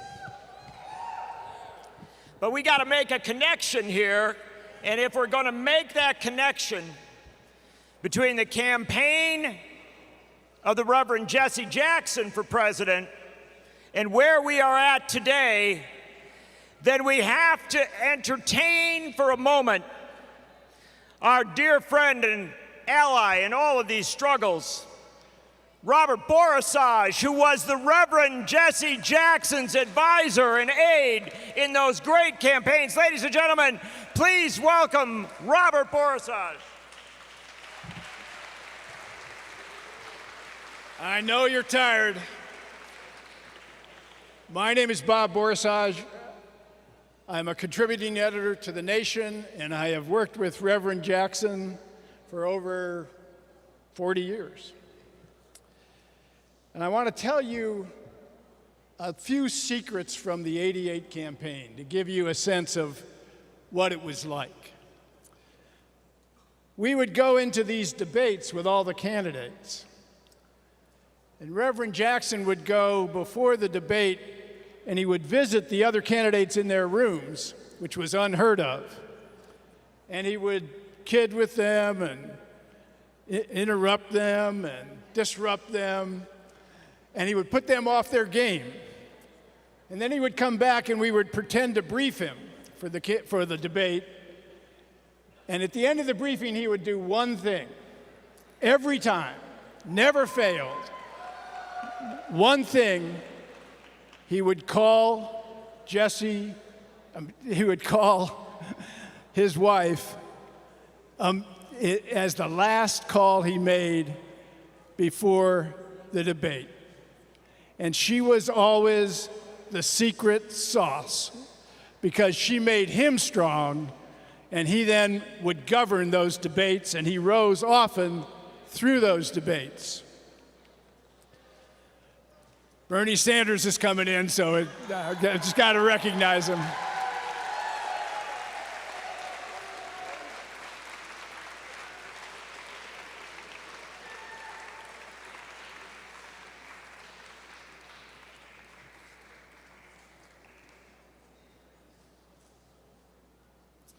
So I want to tell you, '88 was magical because nobody thought it would happen. We're in the midst of Reagan. It's a conservative era. The right wing of the party is starting to tack to the right, trying to adopt their politics to fit the temper of the time. And out of the blue, the rainbow starts, and Jackson starts winning more than anybody expected. And he knocks out Dick Gebhardt, and he knocks out Paul Simon, and he keeps going. And suddenly the press figures, my God, he might get the nomination. Newsweek had a cover that said, "What does Jesse want?" Right? They were scared about what he might want. And of course, what he wanted was to be president of the United States. But they started to try to figure out, what is it that Jackson had that made him so successful? Mario Cuomo said, the governor of New York, he said, you know, Jackson is campaigning in poetry, and all of his opponents are campaigning in prose. So everybody started focusing on how he made his arguments. David Broder of the Washington Post said, comparing the rhetoric of Jesse Jackson to his opponents is like comparing a mighty organ to a kazoo band. But the interesting thing that they never quite got was Jackson's poetry was for a purpose. He was putting forth the most radical, transformative agenda since the New Deal, since Roosevelt laid out his economic Bill of Rights. And he wanted people to understand it wasn't that radical. It was common sense. It wasn't left or right. It was the moral center. And so he used language and stories to make people feel about it. Now, I got a whole series of these I could tell you. I'm going to only tell you one tonight because it's getting late. Welfare was the issue at the time. Ronald Reagan was railing about welfare mothers who had Cadillacs and what have you. Bill Clinton and others were going to change welfare as we know it and tack to the right. And what Jesse did was he told people the truth. He said, most poor people aren't on welfare. They work every day. Most poor people are not black. They are white, young, and single. They work every day. They take the early bus. They pick up your garbage. They work every day. They take care of your children when you're gone. They work every day. They clean the bedpans in the hospitals when you're sick. And when they get sick, they cannot lie in the bed that they make up every day. That's how he talked about reality, and that's how he could talk to people, and everyone could hear him, that he was speaking truth. He was not doing politics. It was transformative for those of us who worked on the campaign. It was transformative for those of us who listened to the campaign, and he built a movement that was very powerful. And let me finish with one story. Everybody talks about the Rainbow Coalition. Well, the Rainbow Coalition he did with a story too. I went into a Teamsters Hall in Newt Gingrich's district in Georgia. And you know, everybody's in their colors. The black Teamsters were excited. They were revved up. And the white Teamsters came in like this. And they were not happy to be there, but clearly the head of their union told them they had to show up. And Jackson started his speech. And he talked to them about how they are the victims of economic violence, that when the plant closes and the lights go out, we are all look the same in the dark. And then he said to them, your cause is right, but it's not enough.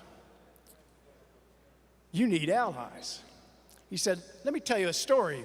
When my grandmother we were poor, we couldn't afford things, she had to make a blanket.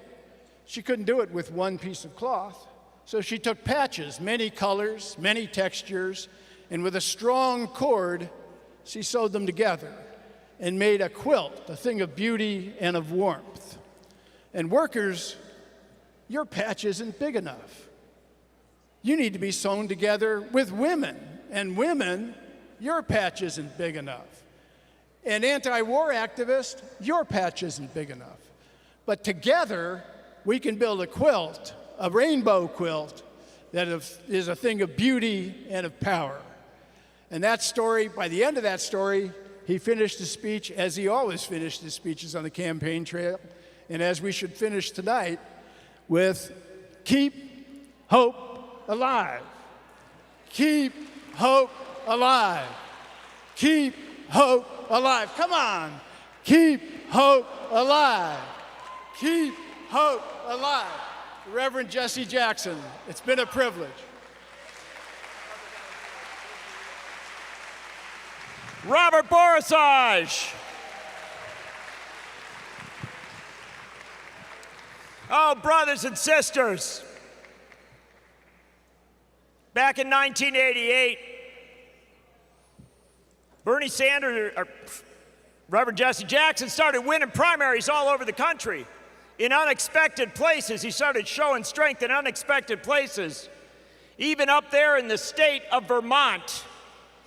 And he showed strength in the state of Vermont because of his own campaign, because of his own ideas, because of the strength he brought to this race.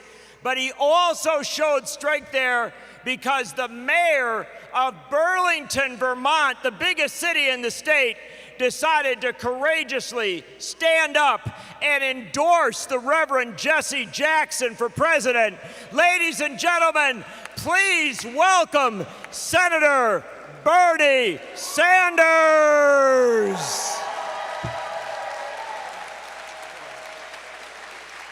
Thank you. Thank you. Thank you very much.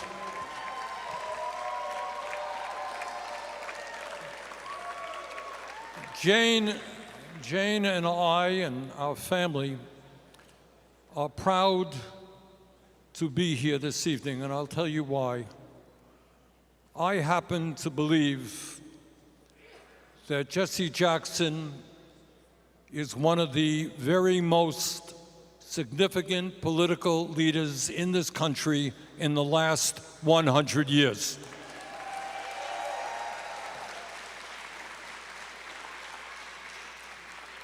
And I think sometimes we take for granted all that he has accomplished and the walls that he has broken down.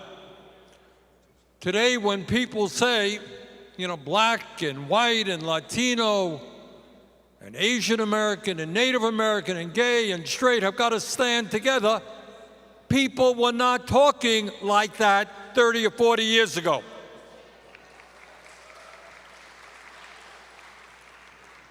And I will never forget one of the most beautiful photographs I have ever seen. Do you all recall the Reverend Jackson standing on a bale of hay in Iowa? Anybody remember that?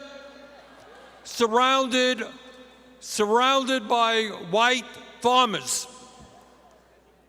And the point that he was making there, which was a point people were not making in America at that time, is that the people who were destroying the corporate forces that were destroying family-based agriculture for white farmers in Iowa were exactly the same people who were exploiting black workers and Latino workers.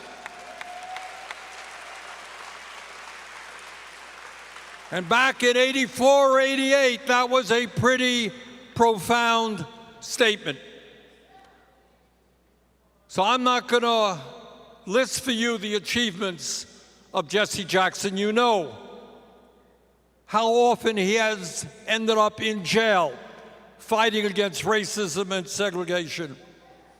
You know how many countless, probably hundreds and hundreds of demonstrations he has led in every part of this country. You all know his work with Dr. King, his historic and enormously important work. But Jesse's contribution to modern history is not just bringing us together, it is bringing us together around a progressive agenda.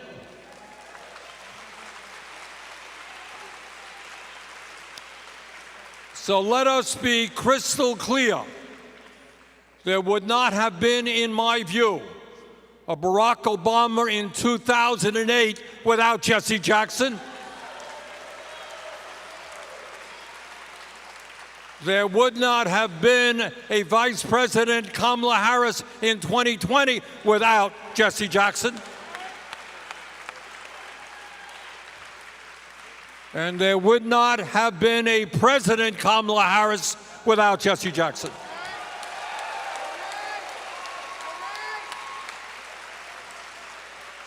You know, when I ran for president in 2016, I talked about Medicare for all and health care as a human right. Well, guess what? Jesse Jackson was there 30 years before I was. 30 years ago, he was talking about health care as a human right and universal health care. 30 years ago, he was talking about profoundly changing our national priorities, taking care of our kids, not giving tax breaks to billionaires. Jesse Jackson, 30 years ago. When he came to Burlington, Vermont, we took him to a child care center. He understood that in the richest country on earth, you don't turn your backs on the children or turn your backs on the elderly or turn your backs on the working class of this country. So I have known Jesse Jackson and his family for many, many decades. And it has been one of the honors of my life. He is a hero of mine, proud to call him and his family friends. This, ladies and gentlemen, is one of the great heroes of American society. Thank you all very much.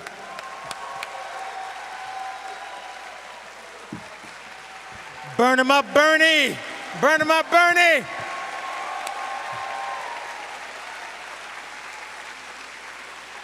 Thank you, Senator. Thank you so much.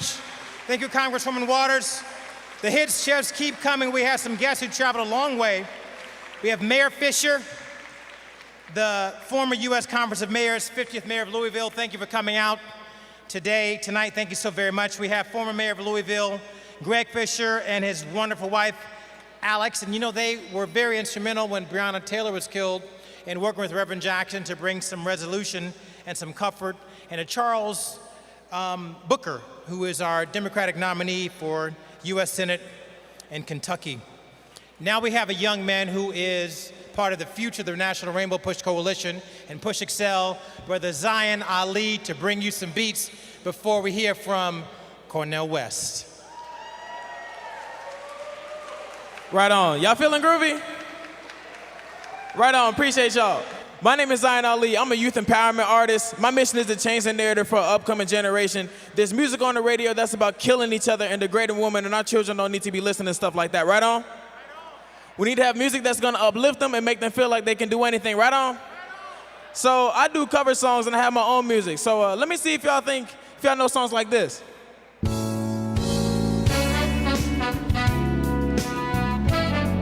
Yeah. All right. I guess you've wondered where I've been. I searched to find a love within. Chicago, so what? So I came back to let you know. Got a thing for you, and I can't let it go. Cause my friends wonder what is wrong with me. Cause I'm in the days from your love, you see. So I came back to let you know. Got a thing for you, and I can't let it go. Oh no.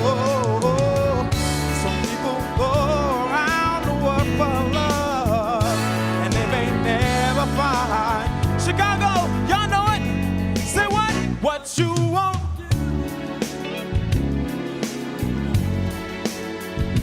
You tried everything, but you won't give up. Cause what? Cause in my world, only you made me do for love what I would not do. Yeah. Cause my friends wonder what is wrong with me. Cause I'm in the days from your love, you see. So I came back to let you know. Got a thing for you, and I can't let it go. Oh no.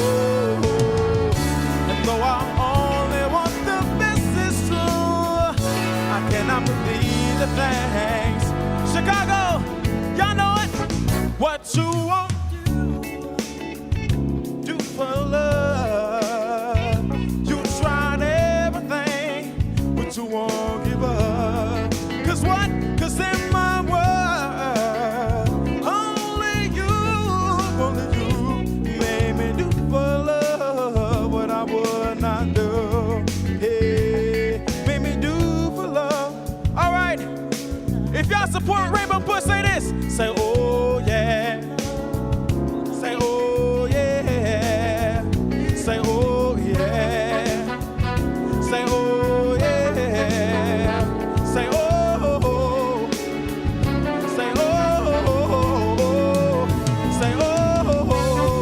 Hey, say, oh. Hey. All right. Y'all feeling groovy?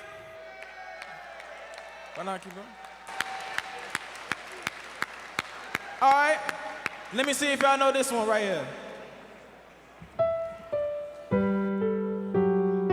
I feel like this is the type of song that everybody needs right now. You feel me?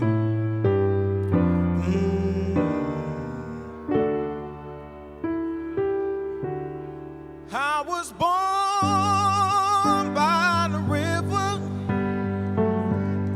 in a little tent, and oh, just like the river I've been running. Chicago, take it over. What? It's been a long time coming, but I know a change gonna come. Oh, yes, it will. It's been too hard living, but I'm afraid to die. 'Cause we don't know what's up there beyond those skies. It's been a long time coming, but I know a change gonna come. Oh, yes, it will. So I go to the movies, then I go downtown, and all I keep hearing is, boy, don't hang around. It's been a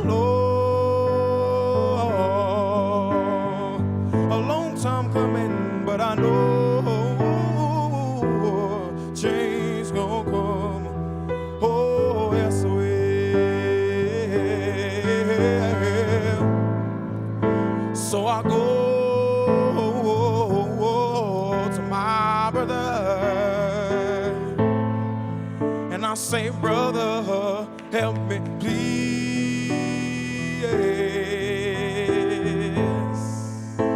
Then he winds up knocking me back down on my knees. Oh, now there's been times when I thought what's gonna last too long, but right now I feel like we're able to carry on. It's been a long time coming, but I know a change gonna come. Oh, yes, it will. Right on.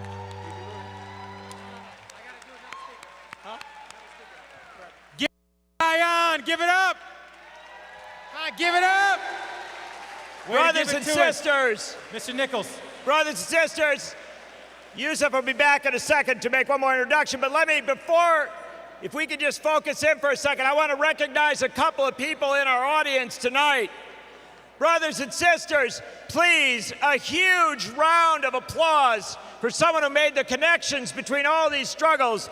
Former state senator, Bernie Sanders campaign co-chair, national political commentator, Nina Turner. A round of applause for Nina Turner, brothers and sisters. Please also a round of applause for Greg Palast, the great author and filmmaker and our good comrade in so many struggles. And a round of applause for Alan Minsky from Progressive Democrats of America, which supported this group. This moment. What? Mary Flowers? And to State Representative Mary Flowers. State Representative Mary Flowers. Brothers and sisters, and please let me give it back. Let me give it back to the man who said yes. The man who said yes when we said we wanted to honor the Reverend Jesse Jackson. And that was the great, the brilliant Yusuf Jackson. One more round of applause for Yusuf. Oh my gosh. Dr. West, would you do the honors of just sharing with us your perspective on things just for a few minutes? Everybody, Dr. Cornel West, let's give it up. Just give it to her just a little bit.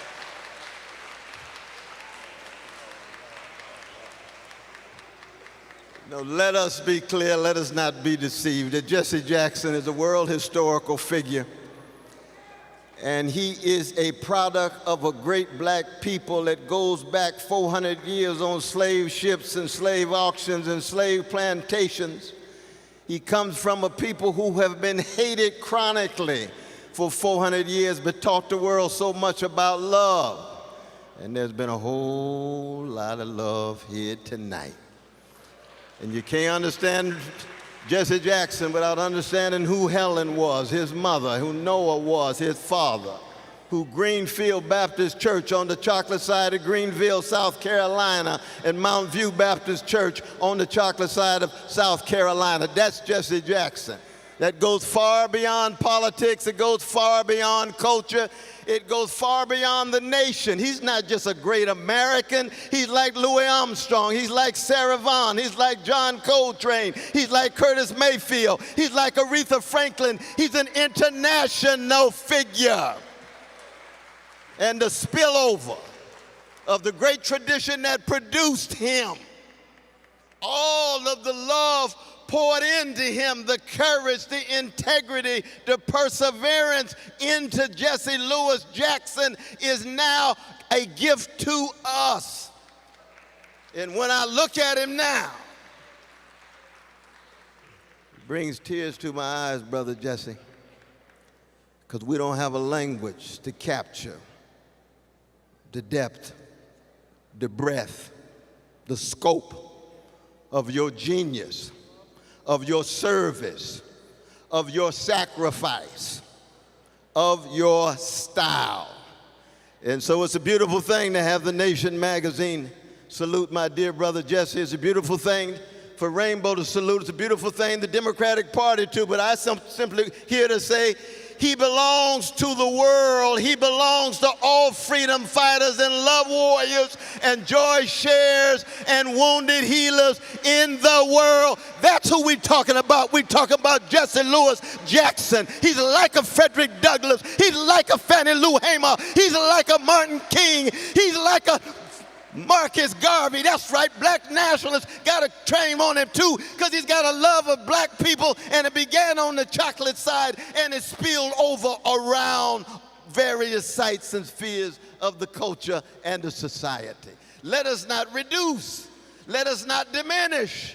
When the world looks back on the American empire and says, what is it about these black people that they kept fighting in the face of terror and loving in the face of hatred and healing in the face of trauma and joy in the face of sorrow? They're going to have to say something about Aretha and Curtis and Jesse Jackson and Martin King and Fannie Lou Hamer. That's what we here to salute.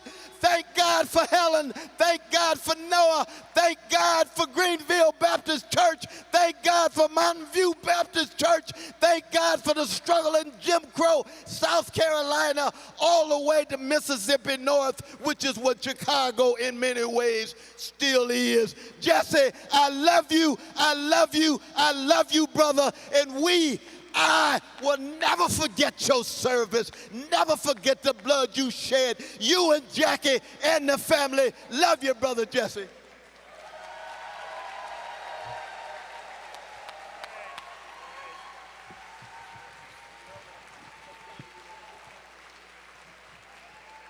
Brothers and sisters, we've heard so many great speakers tonight. We've heard so many great speakers tonight.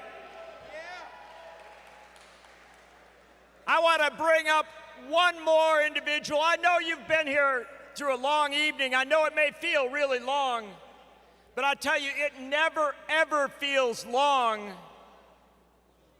when State Senator Nina Turner gives us our benediction.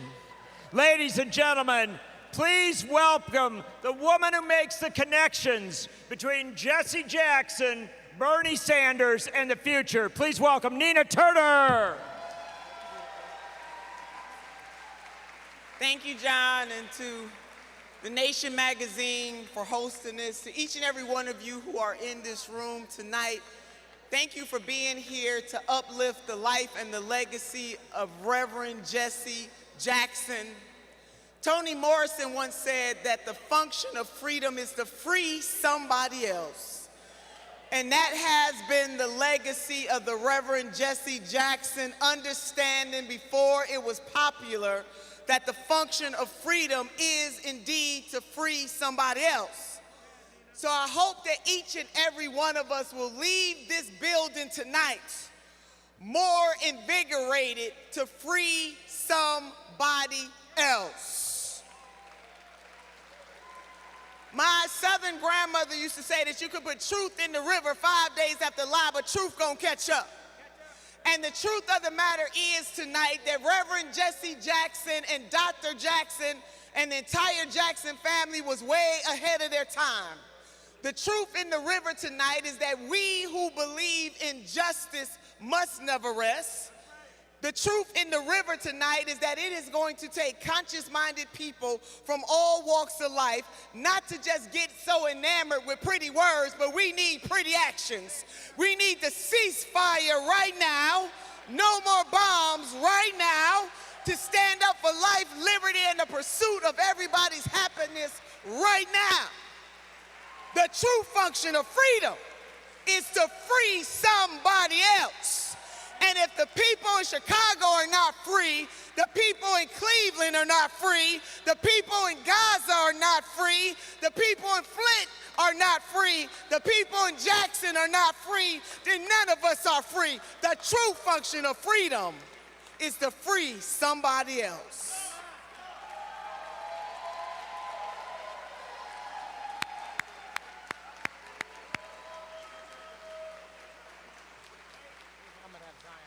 What's that? No, before we do that, one last thing.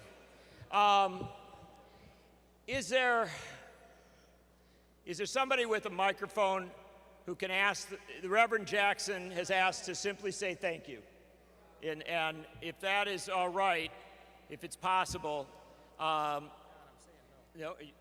is there, he really. The Reverend is really grateful for these accolades that he's able to witness in life for a race well run, Father. You can speak, and you've spoken enough, and now you enjoy your tribute. That's what's most important to us, for you.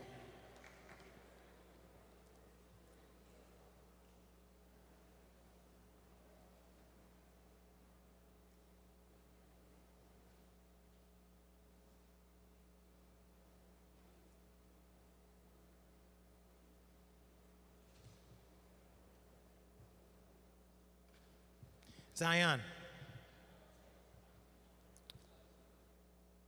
let's run the track.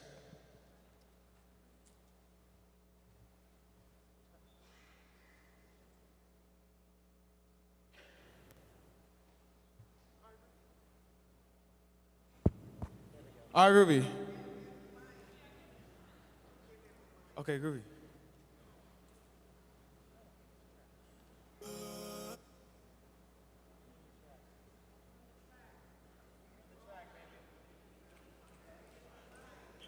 Okay, Groovy. Okay. I feel like he would say something like this. Somebody say, I am. Somebody. Somebody say, I am. Somebody. Right on. But the big thing about this is people at my age don't know this, that they are somebody. People lower my age don't know that they're somebody. Right on? They are influenced by toxic music. So I made this song to uplift the youth of Chicago, to make them feel like that they can do anything and they don't have to be what the media is trying to make them to be. Killers and degrading women. Right on? Right on. So I'm going to teach y'all this song. It goes like this. We'll make it through. We'll make it through. Can y'all say it? We'll make it through. We'll make it through. We'll make it through. We'll make it through. Over here. We'll make it through. Yeah. All right. So, who's proud to be present right now? Who's proud to be alive? Make some noise. Hey, Zion. Who's proud to be alive right now? Make some noise right now. Make some noise for the youth. So I made this song to uplift the youth of Chicago, to make them feel like that they can do anything. Living in Chicago, God is in your favor. I'ma hold it down like call me an anchor. Thinking about my problems, deal with it later. Focus on my family and stack up all this paper. I am an emperor, God in the making. Every time I wake up, it's a celebration. Every time I wake up, it's a hey. Cause I'm just trying to get it right. We're trying to get some sleep at night. Trying to get some peace of mind. Holding on this peace of mind.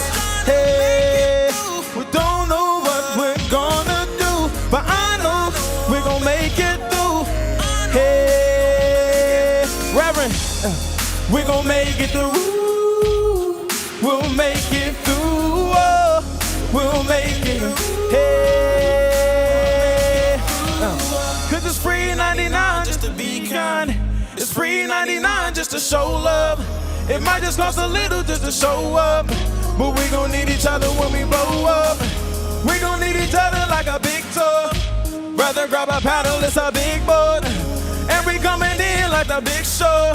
We do it for the city like we D-Lo.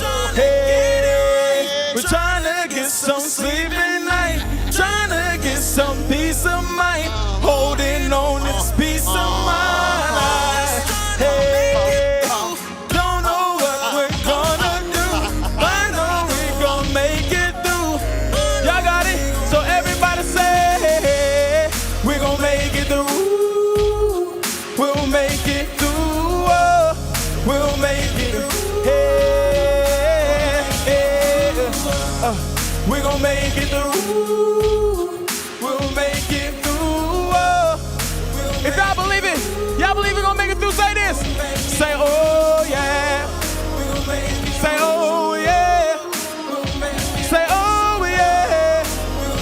Say, oh yeah. Hey, say, oh yeah. Say, oh yeah. Say, oh yeah.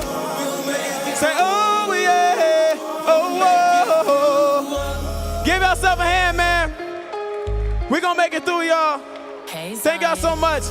I'm Zion Ali, Zionali. I would love for you to follow me on Instagram and Facebook. I would love to come to your party, your celebration, and especially to your school, just to show the kids that we don't have to be what the media is trying to make us to be. Right on? We're trying to change the narrative so our kids don't grow up to be violent and angry at each other. Right on? Thank y'all so much. I'm Zion Ali, Zionali. Shout out to the whole Jackson family. Shout out to Yusuf Jackson. Shout out to Bobby. Shout out to Marshall. One more. Do the whiz. The whiz.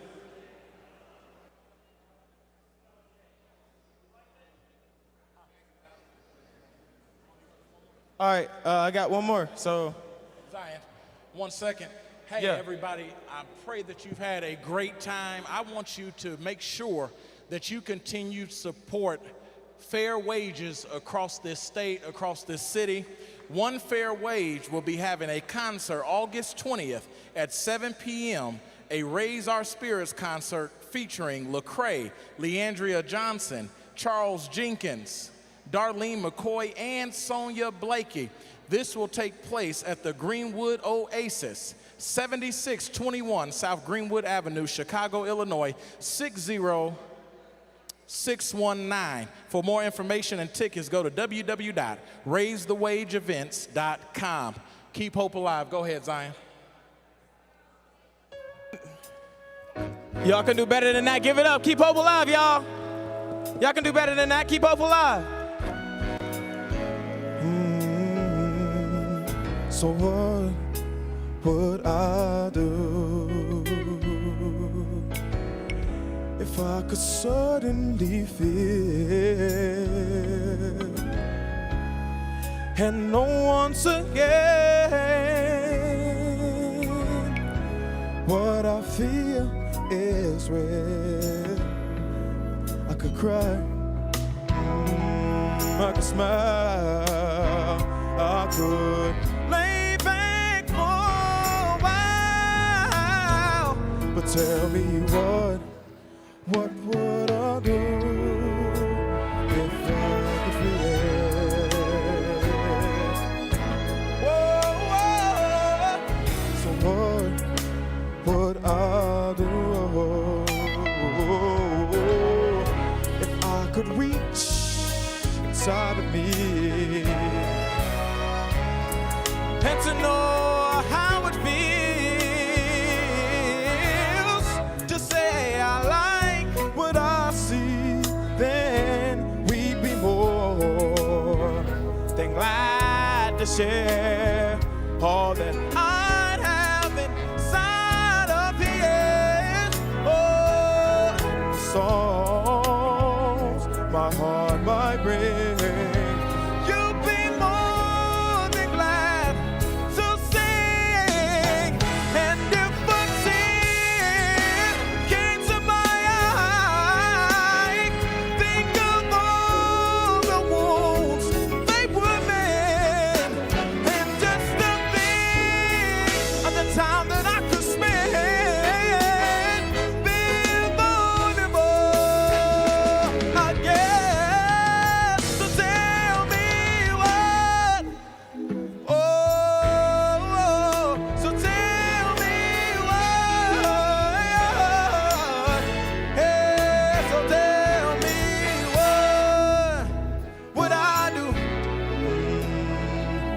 I could feel, and if I could feel, oh,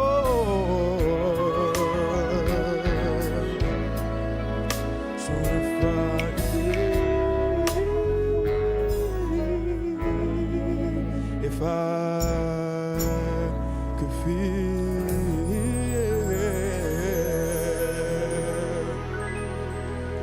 Right on. Thank y'all so much. I'm Zion Ali. Please follow me on Facebook and Instagram, ZIONALI. Somebody say I am somebody. I am somebody. Right on. Next time you see somebody, tell them that. Right on. God bless y'all.